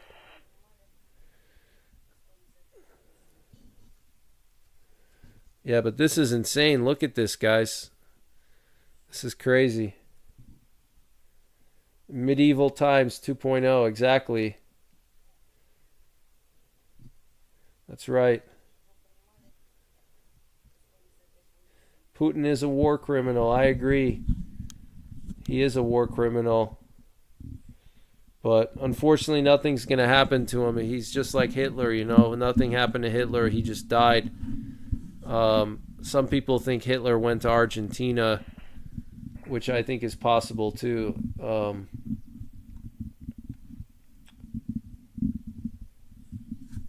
So pretty interesting footage there.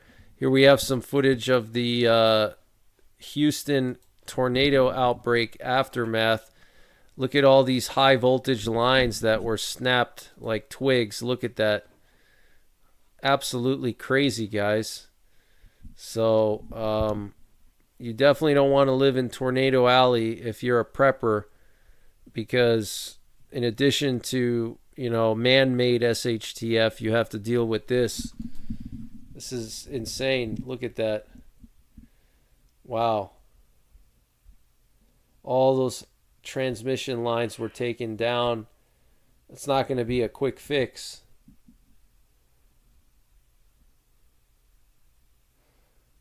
Tiffany Hartman is in the house. Good to see you, Tiffany.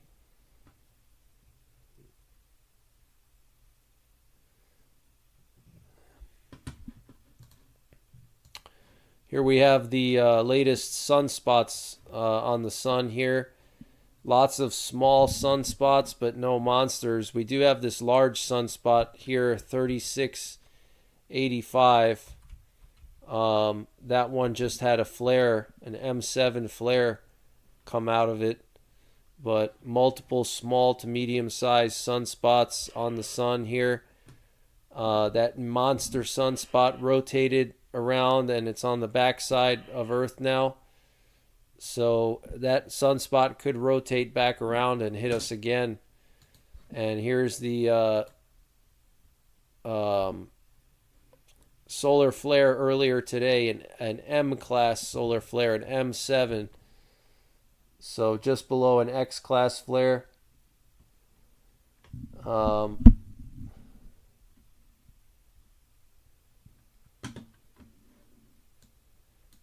And here's some footage of the Pakistani Air Force striking the Taliban.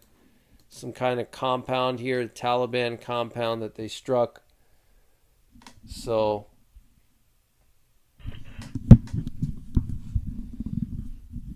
but that's all the breaking news I have, guys. That's pretty much all the breaking news. I don't really have anything else. Wow, there's another strike right there. Looks like they hit this compound with multiple strikes. Look at that. Wow. Wow, look at all those kabooms there. Wow. Look at that. They must have hit it with like 20 strikes, maybe artillery. Look at that. They just pounded it. Look at that. Wow. Absolutely insane.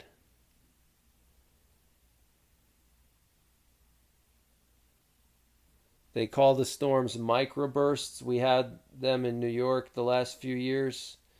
Yeah, microbursts are like small tornadoes. Yeah. Yeah, we've had those.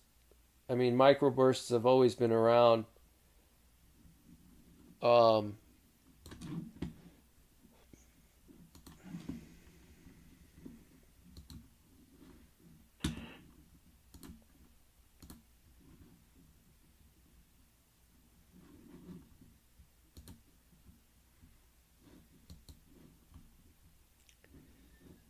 Just checking to see if there's any new updates here. Wanted to give a shout out to Grand Supreme News. Grand Supreme News has been very kind to me. Also, Watchwoman65. They've both been very kind. And Steve Quayle. Steve Quayle's been sharing out a lot of my videos.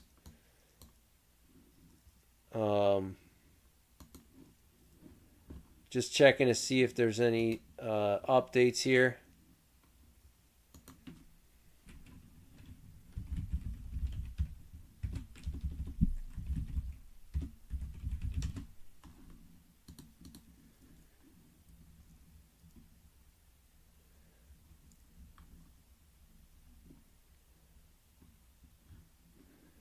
So that's some of the latest breaking news that I have.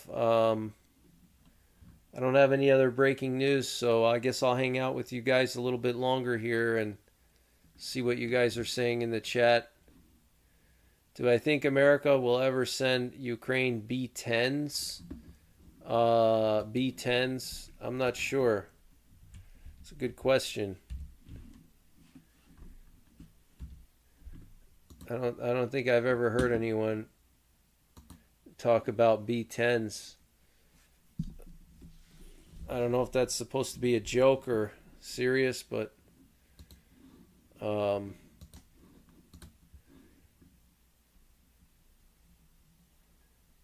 Lewis at Grand Supreme News is a good dude. Yes, Lewis is a nice guy.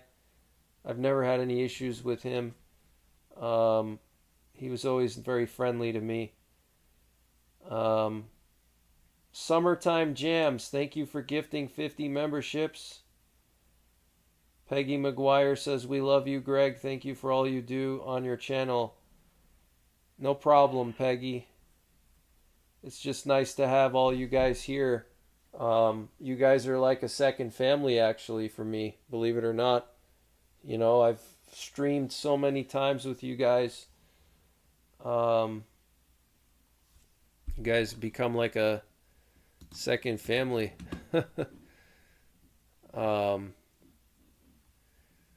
So yeah, some of the latest news is that Latvia is distributing a wartime survival guide, and the NOTAM for Russia launching missiles off the coast of California has changed, which is pretty strange. So I'm not sure what that's about. They changed the coordinates of the impact area, so it's pretty interesting.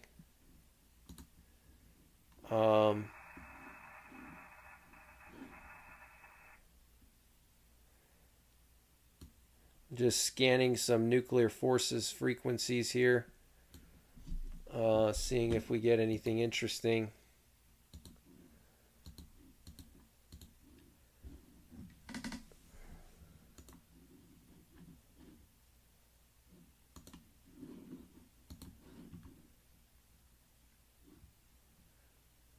Mark says, thank you, Greg. You're an awesome man. Thank you, Mark. I appreciate that. Harley Lady says, God metes out his justice. They will answer. Amy Sturdivant, thank you for gifting 5 memberships. I appreciate that. Thank you very much. I hope you're having a good Friday night. I hope you have a relaxing weekend. Let's just check some of the flight traffic. Let's check some of the flight traffic here.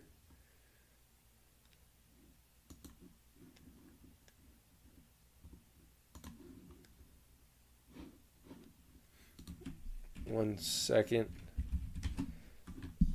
Put up the flight tracker. Yeah, I think all hell is going to break loose soon in Europe and in Ukraine. I think we're going to see some massive escalation soon.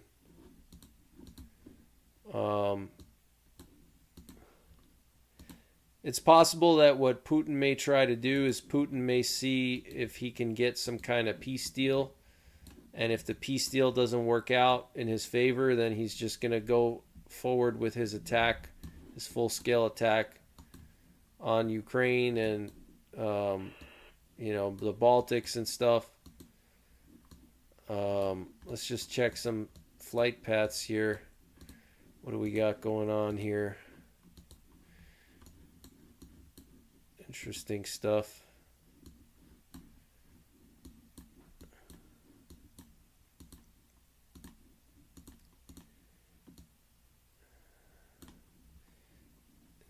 Asia's quiet right now.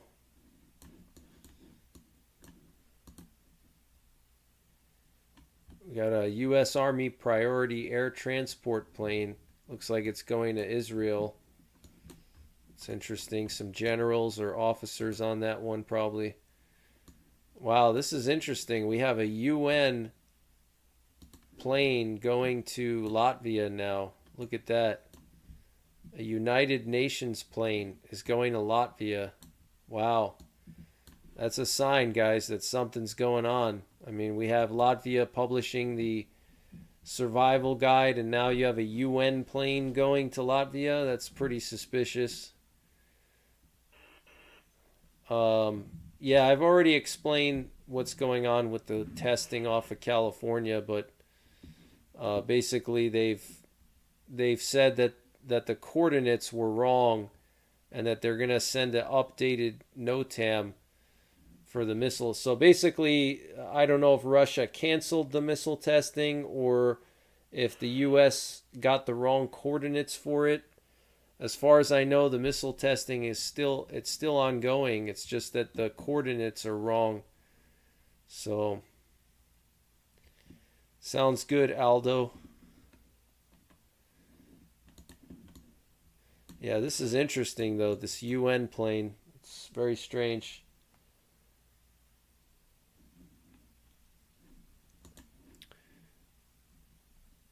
Is there a tracking app for ships similar to the airplane one? Yes, there are several. Like Vessel Finder is one of the popular ones. Vessel Finder. Um, that's a popular one. It's free. Vessel Finder.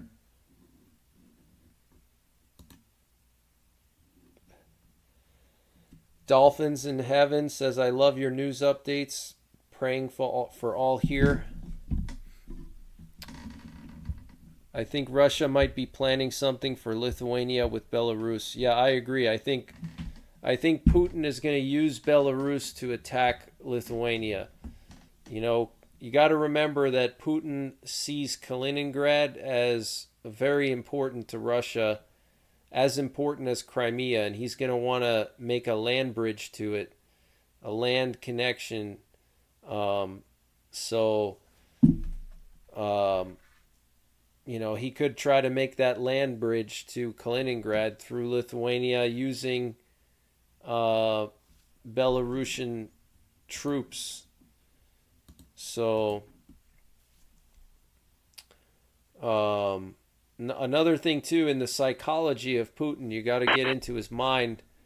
If you watch the Tucker Carlson interview with him, he mentioned Poland and how Poland sort of like violated a treaty that they had with Russia.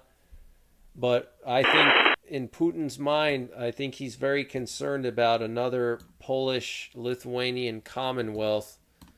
And if you guys don't know what that is, this was like from the 1400s to like 1700s. Poland was the most powerful country in Europe and in Western Asia.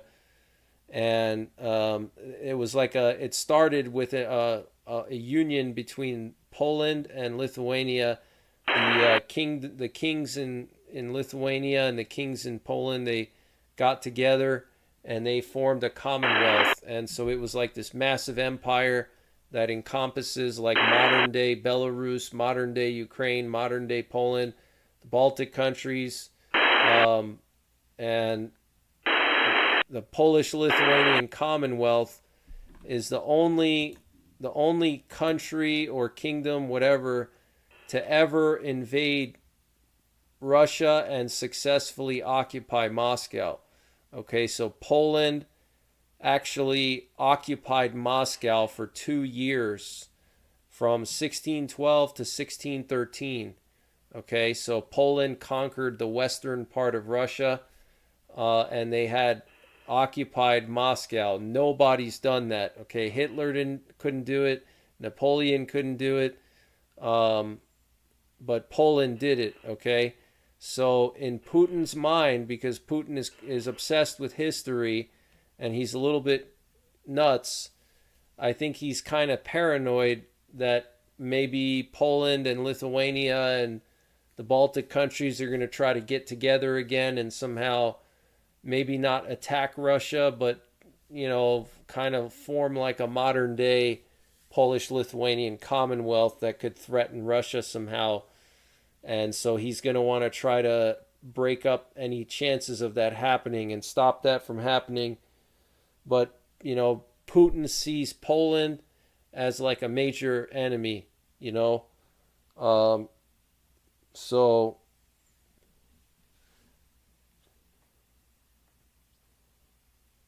I going to get my cornbread? I probably should get some cornbread. Regretful Sigma says Greg exudes safety and calm. He is better than Tate. I don't know who Tate is. But thank you. I appreciate that. When do I think it'll all begin? I think it's going to begin next week or the week after. We're going to start to see potentially Russia making big moves in Ukraine. And then as far as the Baltics go, I think that it's very possible that we could see the Baltics come under attack any time now, any day. It's hard to say, but it could happen any day now. You know, what's interesting is a lot of these Ukraine maps have not been updated, and we're not really hearing anything about what's going on in Ukraine with the latest front lines, which is kind of suspicious. You know, I think, like I said, I think Ukraine is trying to hide what's going on. Like this map right here has not been updated since the 16th at 5:30 a.m. Almost 48 hours. This map has not been updated in 2 full days. Okay. This is the Kharkiv region. Okay. Why is it that they didn't update it for two days? Why? In my opinion, because Russia's making big gains and the Ukrainians don't want people to know. And so they're not telling the outside world how bad the situation is. You know, Tiffany Hartman, good night and thanks for hanging out. Hope everything's going well with you. Gibbs Brothers says, we all love you. Hugo says, can we see another culinary night? Oh yeah, absolutely. There's going to be many more culinary nights. Definitely. There's no question. We're going to see more culinary nights for sure. Especially if Russia goes into Ukraine. Not Ukraine, into Lithuania. If Belarus attacks Lithuania, I mean, yeah, there's definitely going to be culinary nights when that happens. I mean, that's going to be probably even bigger than culinary. That's going to be like culinary on steroids. It's going to be culinary juicing if that happens. So yeah, I do expect Belarus and potentially Russia, or maybe just Belarus alone. It's possible Belarus alone could attack Lithuania. And this way Russia will just say, oh, you know, we're not attacking Lithuania. We're not involved in this. You know what I mean? They're just going to say that, oh, this is Belarus. It was their choice to do it, and we're not involved. You know what I mean?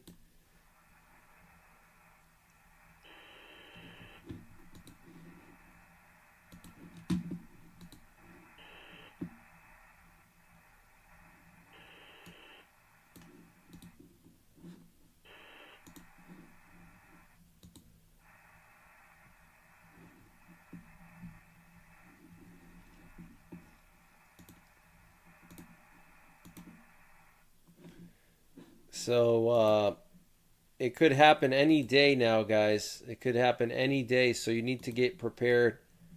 You have to be ready, guys. Have, you know, just like the Latvians, you know, what the Latvian government said, you know, have a fallout shelter, have food, water, everything, you know. But yeah, this map hasn't been updated in 2 days.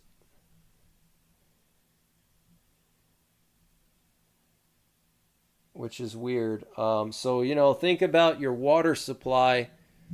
You know, take advantage of your weekend free time and do some prepping this weekend. You know, maybe get some things accomplished, you know, in your preps. Even small things can make a big difference, you know. Think about your nuclear war survival plan. Think about your water plan. What's your plan to get water?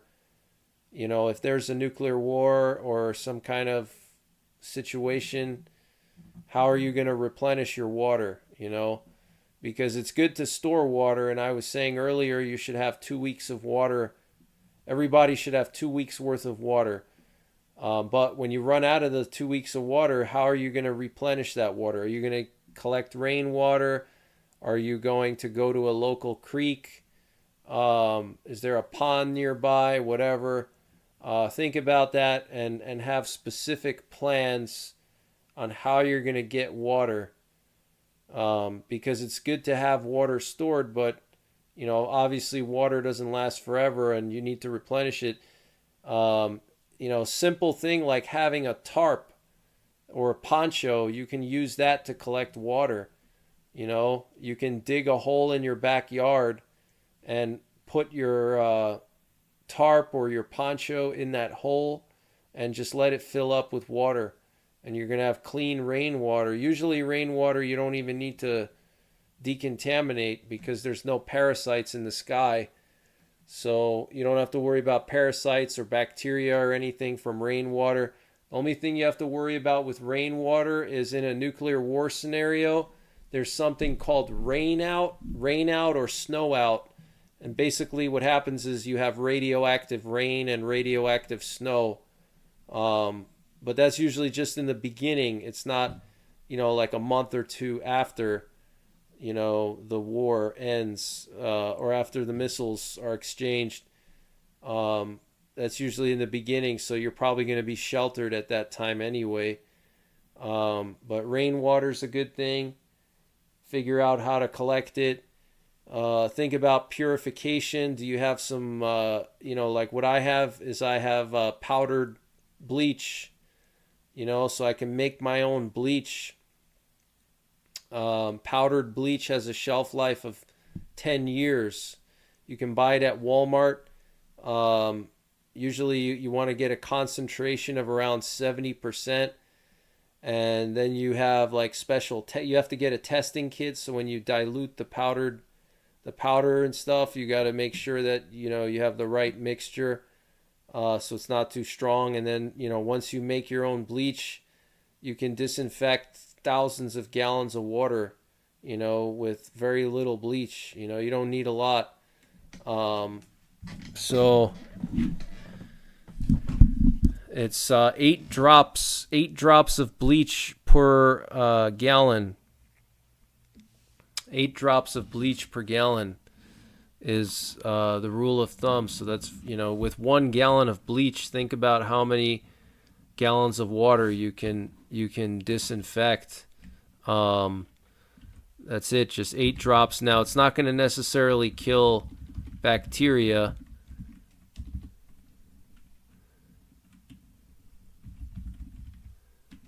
It's not necessarily going to kill bacteria, but or parasites. It's not going to kill parasites, but it's going to kill bacteria and viruses. So 8 drops of bleach for 1 gallon. Just remember that. Boiling is obviously the best. Boiling, nothing beats boiling. If boiling is probably your number one. The number one thing is boiling. That's what you want to do, is boil. Yeah,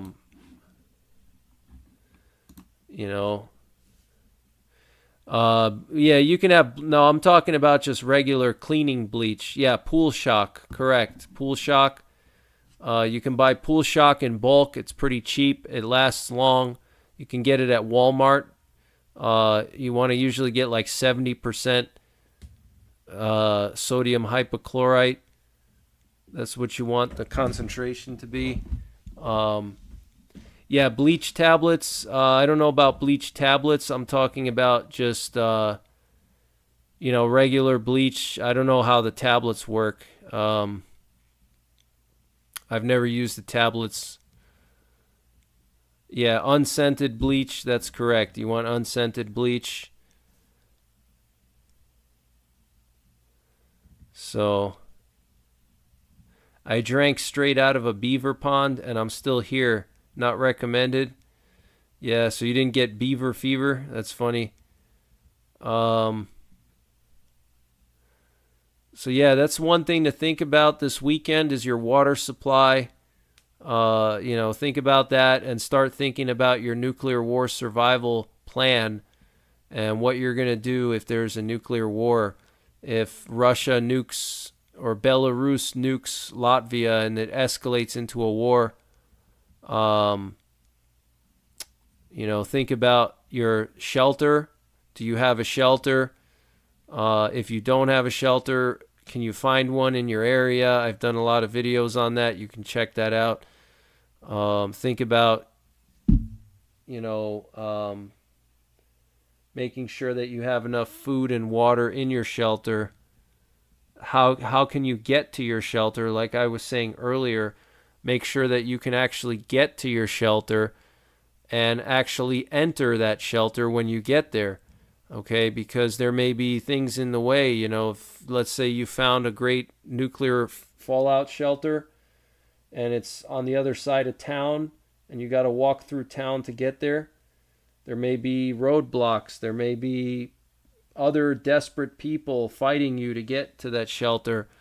And when you get there, what's the access like? Can you actually physically get in? That's where your forcible entry tools are going to come into play. Your bolt cutters, cut-off saw. You can get into anywhere with a cut-off saw or bolt cutters. You can get into almost anything with that. Because a lot of basements in a lot of buildings in peacetime, like right now, you'd be surprised how many basements are locked all the time. Municipal buildings or not municipal buildings, commercial buildings. There's a lot of basements that they just keep them locked all the time so nobody tries to get in that way. So, you may find a great shelter, but you may show up and it may have a lock on it. You got to think about how you're going to get through that lock, So, Out West says, I've watched a few Dark Winter episodes. Very thought-provoking. I'm glad that it was thought-provoking, and I have more Dark Winter episodes coming this summer. So this summer and this winter, we're going to have a lot of Dark Winter, okay? So I'm planning a lot of stuff. So, assuming that we don't have nuclear war, then obviously I won't be able to film any Dark Winter episodes. But yeah, tornado shelters are great. Root cellars are great. If you're in a rural area, you can even make your own fallout shelter pretty easily, depending on your terrain. If you have a slope, let's say your land is on a slope, or let's say even federal or state land. I mean, you can dig into the side of that slope. You can dig out a little shelter, a little bunker in there with just a shovel and support it with some pressure treated wood. And, you got yourself a mini cave that you can go into if there's a nuclear war. Can you drink water dripping from the tops of caves? Yes, those are springs. Yeah, you can drink cave water. Usually cave water is not going to have any parasites. If it's just dripping down, if it's standing water in a cave, you may want to treat it because there's, bats and stuff in caves, and bats can have viruses and stuff. So, but yeah, if it's dripping water, it's spring, it's a natural spring, then yeah, any kind of spring water like that is safe to drink right out of the, right out from the spring itself. You don't have to treat it or anything because it's just flowing through the ground. There's no parasites underground, Have I heard any updates on the Gerald Ford since it left Israel? No, I haven't, but I can check up on that. Let me see. Let's see. We'll look at the fleet tracker here. Let's check out the fleet tracker. We'll see where they're at.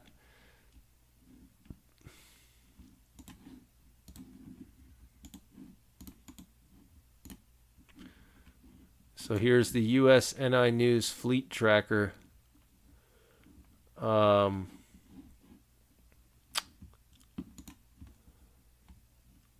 So we have the Teddy Roosevelt off the coast of Vietnam.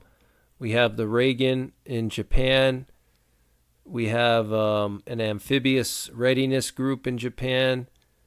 We have the Dwight Eisenhower in the Red Sea still. We have, where are the other carriers? We have the Abraham Lincoln and the Carl Vinson. The Carl Vinson is in San Diego, and the Abraham Lincoln is out in the Pacific. The Harry Truman is in Norfolk. As far as I know, the Gerald Ford, the last time I heard of the Gerald Ford was that it was undergoing maintenance like 2 or 3 months ago. Here's a picture of Seaman Gary Beckles from Laurel, Maryland, stands port lookout aboard the Arleigh Burke-class guided missile destroyer, the USS Halsey, during routine underway operations while transiting through the Taiwan Strait. Wow, so the USS Halsey is through the transit. Yeah, this was like a week ago. I remember they transited through the Taiwan Strait. I remember that. In the South China Sea, they have some Arleigh Burke-class destroyers here. The Teddy Roosevelt is in the South China Sea.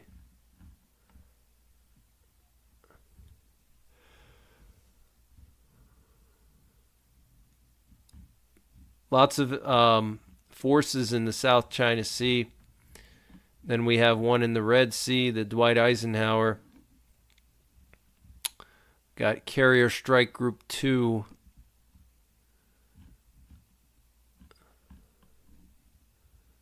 Look at the Seahawk, Sikorsky Seahawk.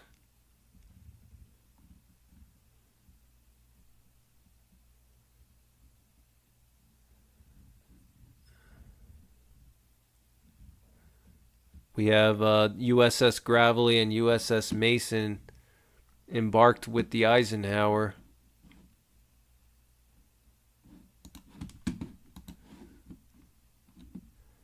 Thank you, Redneck Prepper. I appreciate it. Do I think Estonia or Poland could be invaded by Russia in the next year? I think it's going to happen this year. If they're going to invade Estonia or Poland, I think it's going to be before Biden leaves office, because Trump is a wild card for Putin. I think Putin is scared of Trump, so Putin's going to want to make his move before Trump gets elected. Yeah, don't forget to stock up on meds. Herbert Lamar says, I was a combat engineer in the military. I open doors. No worry. I can make a few things homemade when SHTF starts. That's good to know. Some good useful skills. I live next to the marsh. Can't dig down 6 inches without hitting water. Bad salt water. You can set up a desalination. That could actually be a really good water source, because if you have a desalinator, you can look into, I mean, now would be the time to do that. That would be a great project, is to build like a desalinator, you know, like a proper desalinator. And then that 6 inches that you have to dig down, I mean, that's incredible. All you have to do is just dig down, get that salt water, desalinate it, and you're good to go. And salt water doesn't have any parasites in it either, because the salt kills the parasites and the bacteria. Thank you, Rodney Middleton, for sharing my sponsor. Yeah, I have a new sponsor, Cutting Edge Bullets. Any of you guys out there are hand loaders, check out cuttingedgebullets.com. Use my promo code NYPrepper. You get 20% off your entire order, which is insane. It's a really good deal. So check them out. Cutting Edge Bullets. I recommend their solids for any of you guys that are in bear country or going on a dangerous game hunt. Check out their solids. They have really good solids. The best, I think, in my testing that I've done. How do I get the PDF file? It's on my Telegram. So you go to my Telegram, t.me/NYPrepper1. I posted the PDF file there. Filipina in a foreign land says I sent an email about some bug out land. Sounds good. I'll take a look. After the stream, I'll take a look at that. USS Gerald Ford returned to its home port of Naval Station Norfolk following an 8-month deployment. Yes, that's correct. Yep, it's in Norfolk, undergoing maintenance and replenishment. That's correct. Tam and Rod says everyone's prepping for war. I'm prepping for Jesus. Yes, you have to prepare for the return of Jesus Christ and preparing your soul. I say that a lot. So, yeah, you have to prepare your soul. That's the most important thing to prepare. Reverse osmosis system, cleansing salt water to drinking water.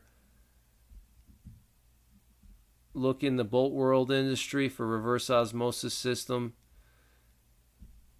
Dig a hole, fill with scrub bush leaves, put a cup in the middle, cover with a plastic sheet, put a pebble. Yes, that's a great trick. Yep, that's a great trick. Yeah, that's right. That's an old classic way to collect water is through transpiration. Diva's mom, good to see you. Stock up on fuel. Yeah, if you're going to stock up on fuel, just be careful you don't blow up your house or something, you know. Gasoline especially. Gasoline obviously very flammable, so just be careful with that. But this UN plane is fascinating. Very strange. UN plane going to Latvia. And then right now we have a U.S. Navy VIP plane taking off from Riga, Latvia, and going down to Ljubljana, which is, where's that again? I think that's, can't remember, where's Ljubljana? That's in the Balkans somewhere. I forgot what country that was. So, Paleo Greenbird, thank you for the donation. What about people with no basement or a ground level basement? What are some good ways to prepare for nuclear attack? If I duct tape everything, won't that affect ventilation? Yeah, I've done videos on that, so I recommend you check out my videos.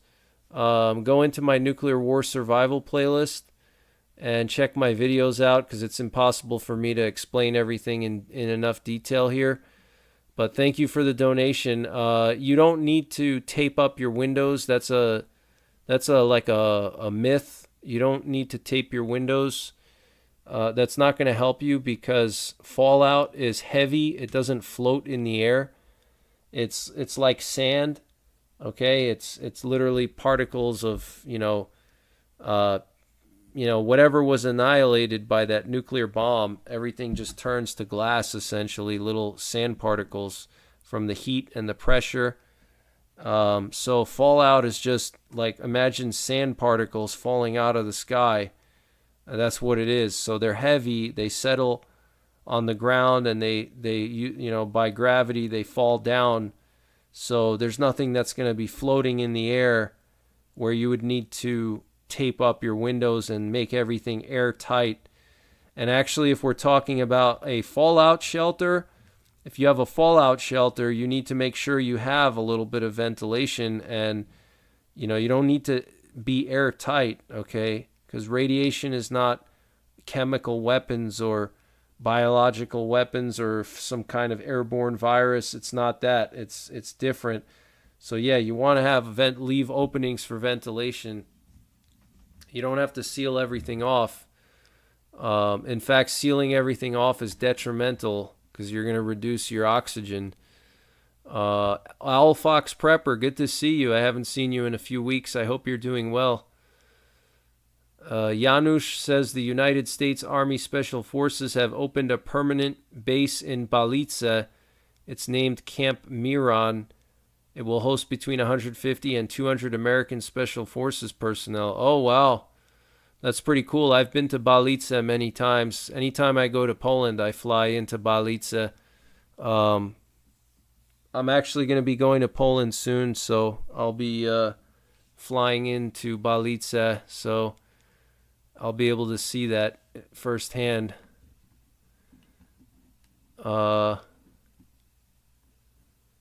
Did Russia conduct rocket tests near California today too? Yeah, they were supposed to do rocket tests every day from the 16th through the 26th every night from like, I can't remember, 4 to 7 p.m. Eastern every evening. I don't know if they canceled it supposedly. I don't know. That's the word on the street, is that this was canceled. I don't think it was canceled though.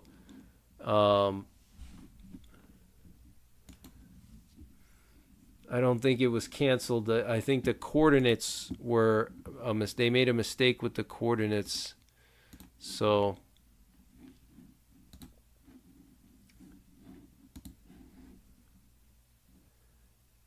yeah, check out Virtual Shield. You can get 70% off the Virtual Shield VPN if you use my link virtualshield.com/deal/NYPrepper. Check it out.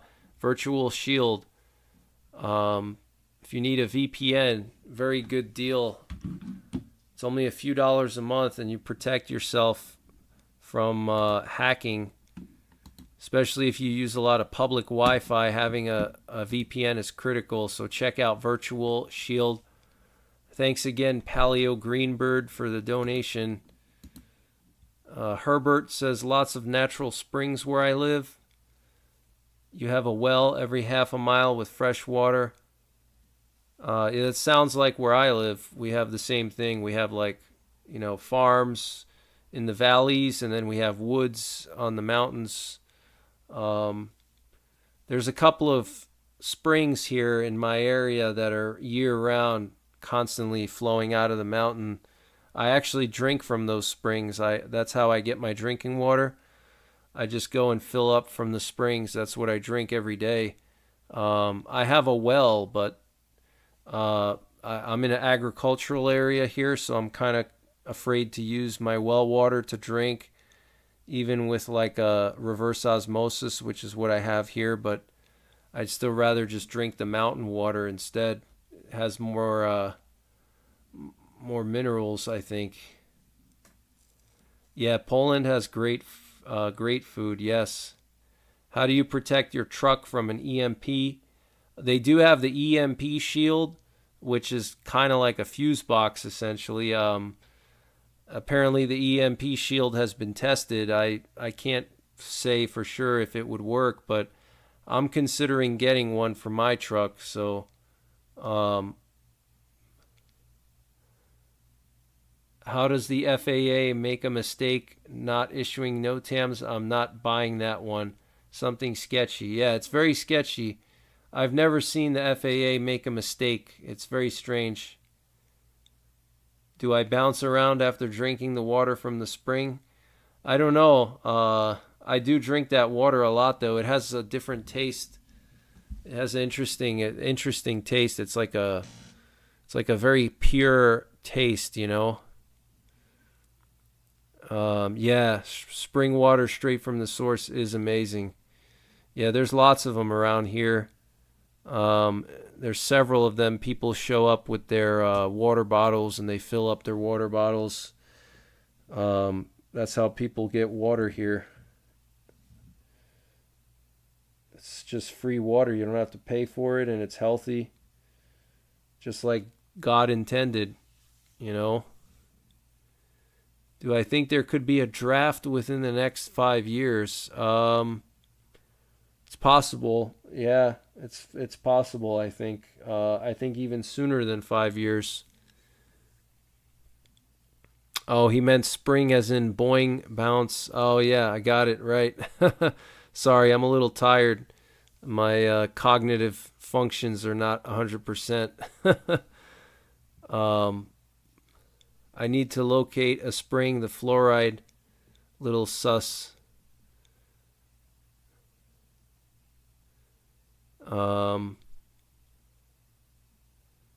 yeah, H1N1. Yeah, I'm concerned about that too. Cedar Point, North Carolina. Where is Cedar Point? I don't know North Carolina too well. Let me see. Where's that? Cedar Point. Okay. Well, you got Camp Lejeune right there, so no. Cedar Point is not good because Camp Lejeune is a major target, unfortunately. Unless you can go further up into the Cape Hatteras area, but then you're going to be stuck on an island. So, if you can get to like Cape Hatteras or something, I guess. But yeah, that area of North Carolina, South Carolina, there's a lot of Marine Corps bases. You also have Cherry Point nearby. So yeah, there's a lot of Marine bases and Navy bases there. So it's not the best area, unfortunately. Let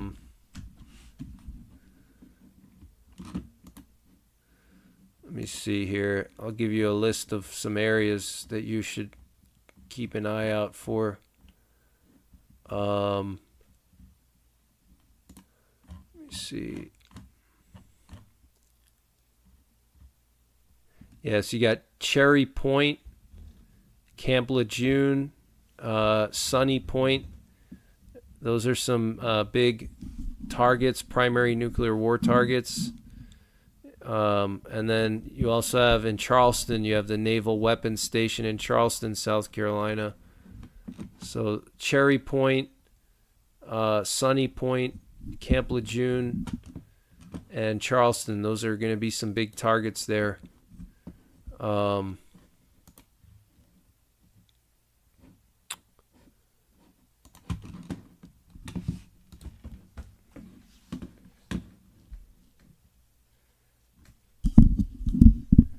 Lena Turner says, I live 3 miles from an army base. Good night, Gibbs brothers. Have a good one.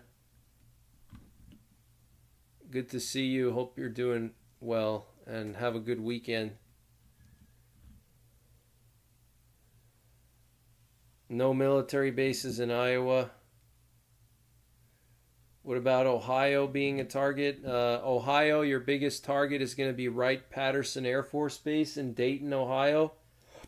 That's a primary nuclear war target. So Wright-Patterson, you don't want to be near Wright-Patterson.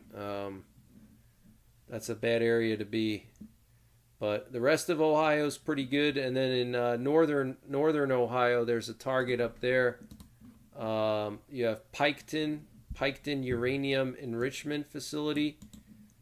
That's a target too, but really Wright-Patterson is the biggest target in Ohio. And then you have Piketon is another target. So, but most of Ohio is pretty safe as far as nukes go.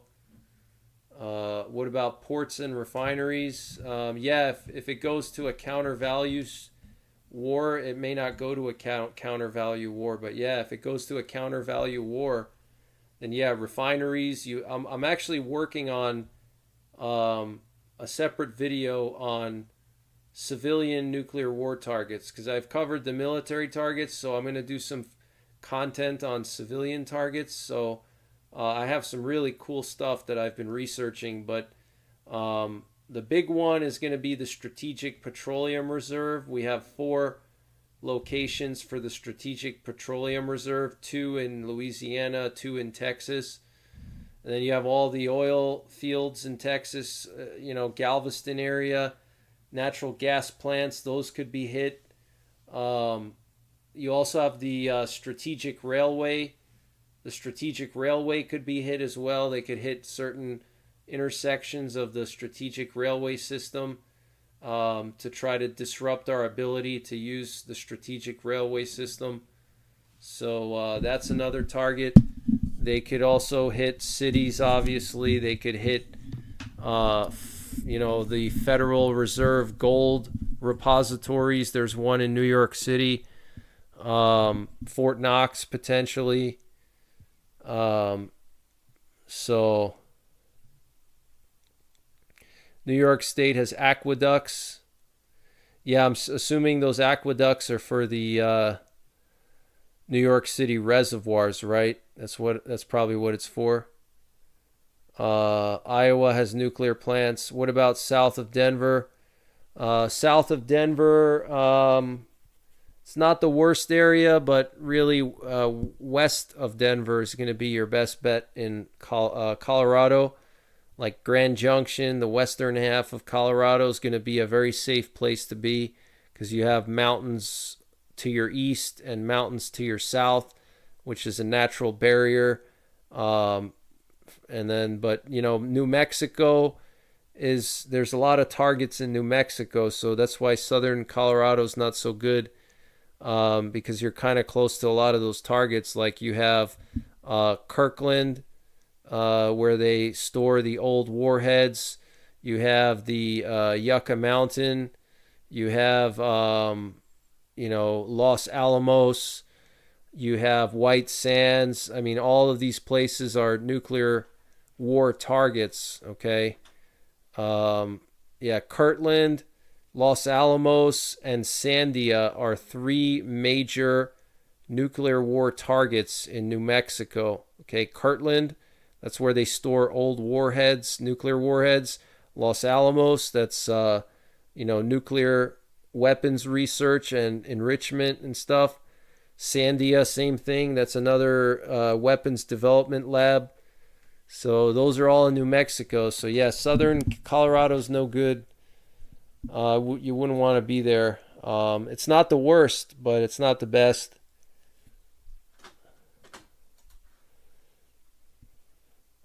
Las Vegas. The problem with Las Vegas is the heat. There's not a lot of nuclear war targets right next to Las Vegas except Area 51. And, Area 51, Tonopah, and Nellis, those are big targets, so Russia would hit those probably. Other than that, you don't have a whole lot of targets in Nevada, but you have the extreme heat. And after a nuclear war, imagine living in Las Vegas area after a nuclear war when you have no air conditioning. People are going to die just from heat exhaustion in their own homes because they're not going to have a way to stay cool, So, you want to avoid any really hot climates. Tinker Air Force Base is a major nuclear war target. That's where we have our nuclear war command and control planes, and we have a lot of nuclear war strategic forces planes there. So yes, Tinker Air Force Base is a major nuclear war target. It's 100% guaranteed that that's going to get hit with surface bursts. Owl Fox Prepper says, I hate predictive text. I think I spelt it wrong. Oh, okay. Interesting.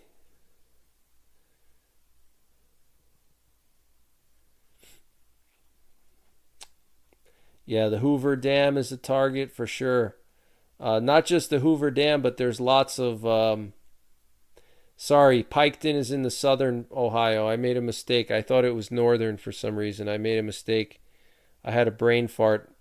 I was thinking of the nuclear power plant up in Sandusky area. Hoover Dam, and not just Hoover Dam, but there's multiple dams in California, and especially California. California has a lot of dams that are like literally right outside of major cities. Like there's several dams that are just right outside of Los Angeles, Sacramento, San Francisco. And if Russia hit those dams, they could potentially flood those cities, you know. Boise, Idaho is a good area.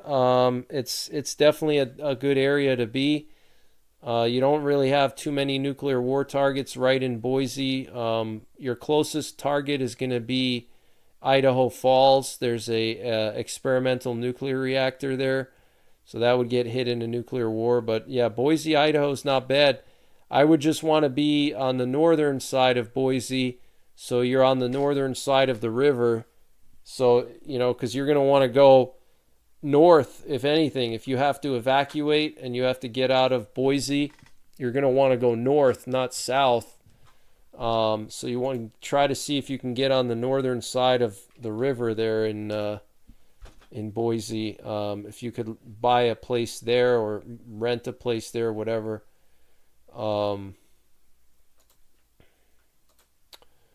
Or just have a good plan to cross that river when SHTF happens. Because remember, bridges and stuff are going to be blocked off. It's not going to be easy to get across.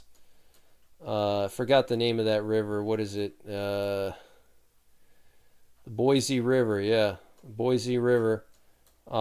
Just have a good plan to cross that river so you can get north and get more into central and northern Idaho, where you have all the forested country. You want to be in forested country. That's going to give you concealment and resources.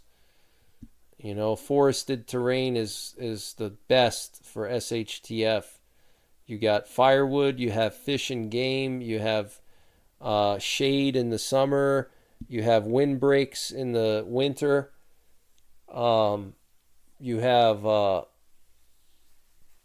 concealment.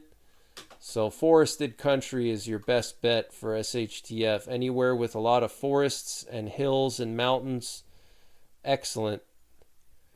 Somerville, West Virginia. Not too familiar with West Virginia to that detailed level, but in general, West Virginia is not a bad place. Okay, I see Somerville.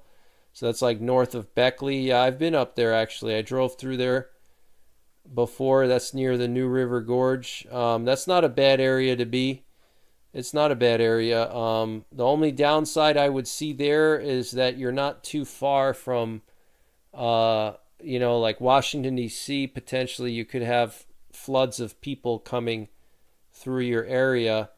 So just be prepared for people from the D.C. and Baltimore area heading into West Virginia, because that's what they're going to do. Everybody's going to think, oh, I'm going to go to West Virginia. You know, I need resources. I need to get away from the city, and everyone's going to go to West Virginia. So that's something to keep in mind. Also in West Virginia, you have a lot of old coal mines everywhere. Some of them are still active. Some of them are old. So you need to be aware of, any kind of contamination possibly in your area from that. But West Virginia is not bad. It's not a bad area for sure. It's relatively cheap, and there's a lot of freedom there. Low cost of living for the most part, so it's not a bad area to be. What do I think about PA? I actually moved to PA because I thought it was a good place to be for SHTF. In my opinion, the Allegheny Plateau in Pennsylvania is one of the best areas in the eastern U.S. And it's not just me. It's also Joel Skousen. If you read Joel Skousen, you probably know who he is, Strategic Relocation. He says that northern Pennsylvania is one of the best places in the eastern U.S. Northern Pennsylvania and eastern Tennessee, the Cumberland Plateau, are the two best areas in the entire eastern U.S. For different reasons. Because, like for Pennsylvania, for example, there's not a lot of very low population. There's not a lot of people, and it's not really well known of an area. Everybody knows about like the Smoky Mountains. Everybody knows about West Virginia. These are places everybody knows about and everybody's going to go. Nobody really knows about the Allegheny Plateau unless you're a Pennsylvanian or maybe a New Yorker. But, if you ask somebody from Utah, do you know what the Allegheny Plateau is? They're not going to know what that is, you know. Yeah, PA, the best part of PA, like I said, is the northern part of PA in between like Oil City and Scranton, north of I-80. That's going to be like your best area, the Pennsylvania Wilds. That's why I moved here, actually, because there's no nuclear war targets for the most part in Pennsylvania, with the exception of Raven Rock, which is right on the border of Maryland. So unless you're like in extreme southern Pennsylvania, then that's where the main target is. Then you have Letterkenny Army Depot, where they assemble Patriot missiles, also in southern PA. But yeah, northern PA, one of the best areas in the East. I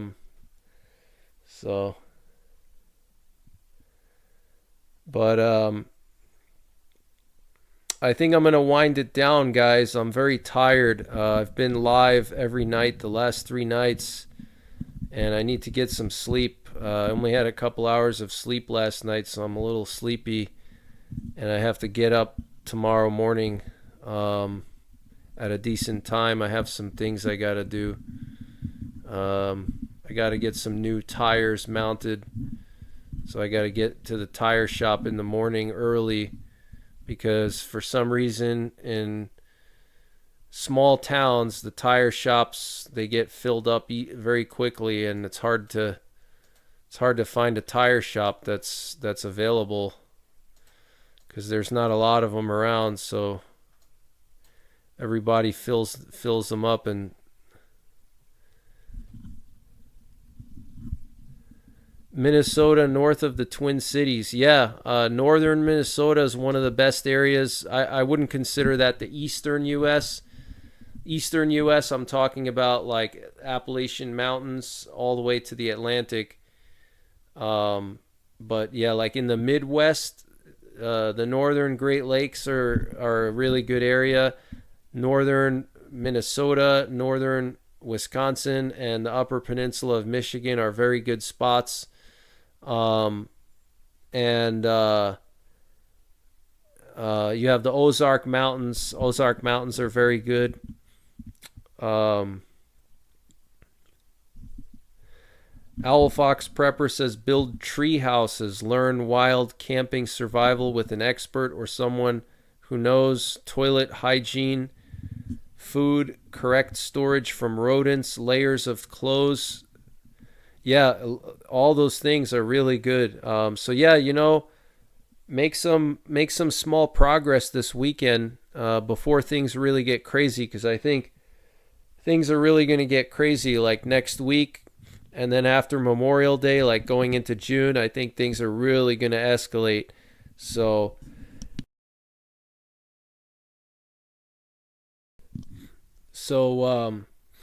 make some progress in your preps, have some goals and work on those goals.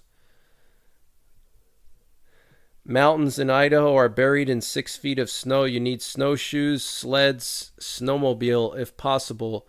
Yeah, that's another thing too for prepping. A lot of people overlook if you live in a northern climate.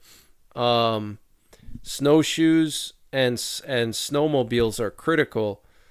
That's one thing I need to get is a snowmobile. I do have lots of snowshoes, but a snowmobile is critical here too, because I'm in the lake effect. I'm like on the outer edge of the lake effect belt. So I get lake effect snow in the winter here, and the snow can really pile up. In some areas here, you can have like 3 feet of snow in the woods, and you're not going to walk through 3 feet of snow very long. Even with snowshoes, it's gonna take forever. So the snowmobiles are very, very, very critical. If you can afford one, maybe get a small engine. You don't need like a super high speed snowmobile, just something to get you around. Even if it goes 25 miles an hour, that's all you need, you know. Watch Woman 65, watch her every day. Yeah, Watch Woman 65, she's very nice. She supports me a lot. She shouts me out. Check her out. Watch Woman 65, very nice lady. Yes, Eastern Kentucky is a good spot. You just have to watch out for the coal mines. Any of the former coal country areas like Pennsylvania, West Virginia, Eastern Kentucky, Southwestern Virginia, any of those areas, those former coal country areas, you got to just be aware of what's under your feet, because you have mines that are over 100 years old, scattered throughout all those states. And, you could build a house right on top of one of those old mines and it could just collapse one day, or you have a huge sinkhole in your house, or, who the hell knows. Good night, Peggy McGuire. Good night, everybody. Pray, prep, persevere, and practice. Amen. I agree. What do you think the lake effect snow will be like during a nuclear winter? Well, there'll probably be radioactive snow, at least initially. You'll get what's known as snow out. Opinion on Central Mississippi as a bug out location. I have a map on my website, actually. If you go onto my website, I've already made a map showing where all the best bug out locations are. So you go to NYPrepper.com and you click on prepping references. And I have an article, Best Bug Out Locations in America. And I have pictures. Let me just show you here.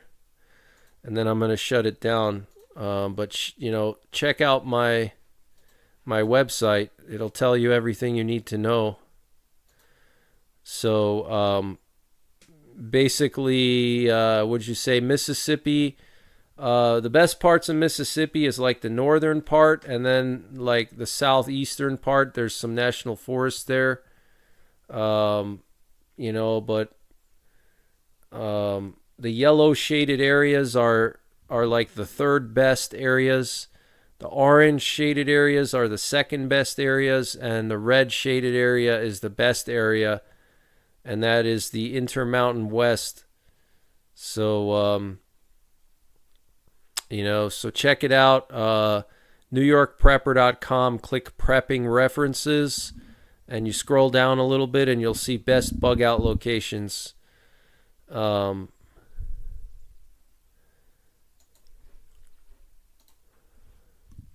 So that's pretty much it, guys. I'm gonna wind it down. Diva's mom, yes, the link to the guide is on my Telegram. That's correct. And you can find my Telegram in the description below the video, and also all my other social media, Twitter, and I also have a Discord that I don't really use. But Serena Smith, have a good night. David Stewart, have a good night. Thanks to all the moderators. You guys are awesome. Aldo Schmedak, Rodney Middleton. Thank you guys so much. And we're going to be doing a lot more live streams in the coming weeks. So I'll be seeing you guys a lot. So looking forward to more streams with you guys. I should do a video on how to plug a tire. There won't be a tire shop in SHTF. Yeah, that's a good point. Yeah, that's a very good point. Yeah, plugging a tire is pretty easy, but yeah, that's a good idea.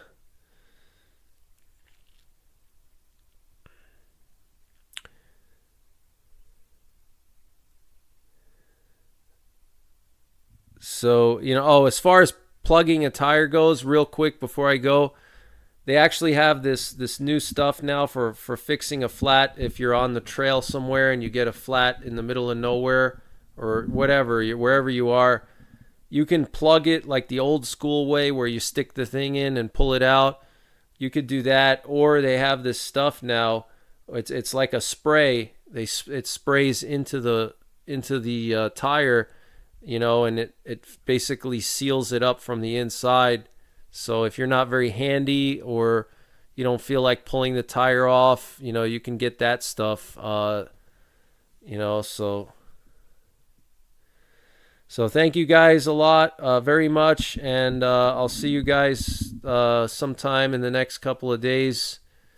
I'll be doing video updates over the weekend. I don't know if I'll have a chance to go live over the weekend or not. I may just do videos this weekend, but I'll see if I have time or not. Yeah, Fix-A-Flat. That's it. Right. At Walmart. Yep. Thank you guys so much for all your support. It's always fun hanging out with you, and I'll keep you guys updated. So have a good night, and hope you have a great weekend. Take care. God bless, and don't forget the 3 Ps. Prepare, practice, and persevere. Culinary out.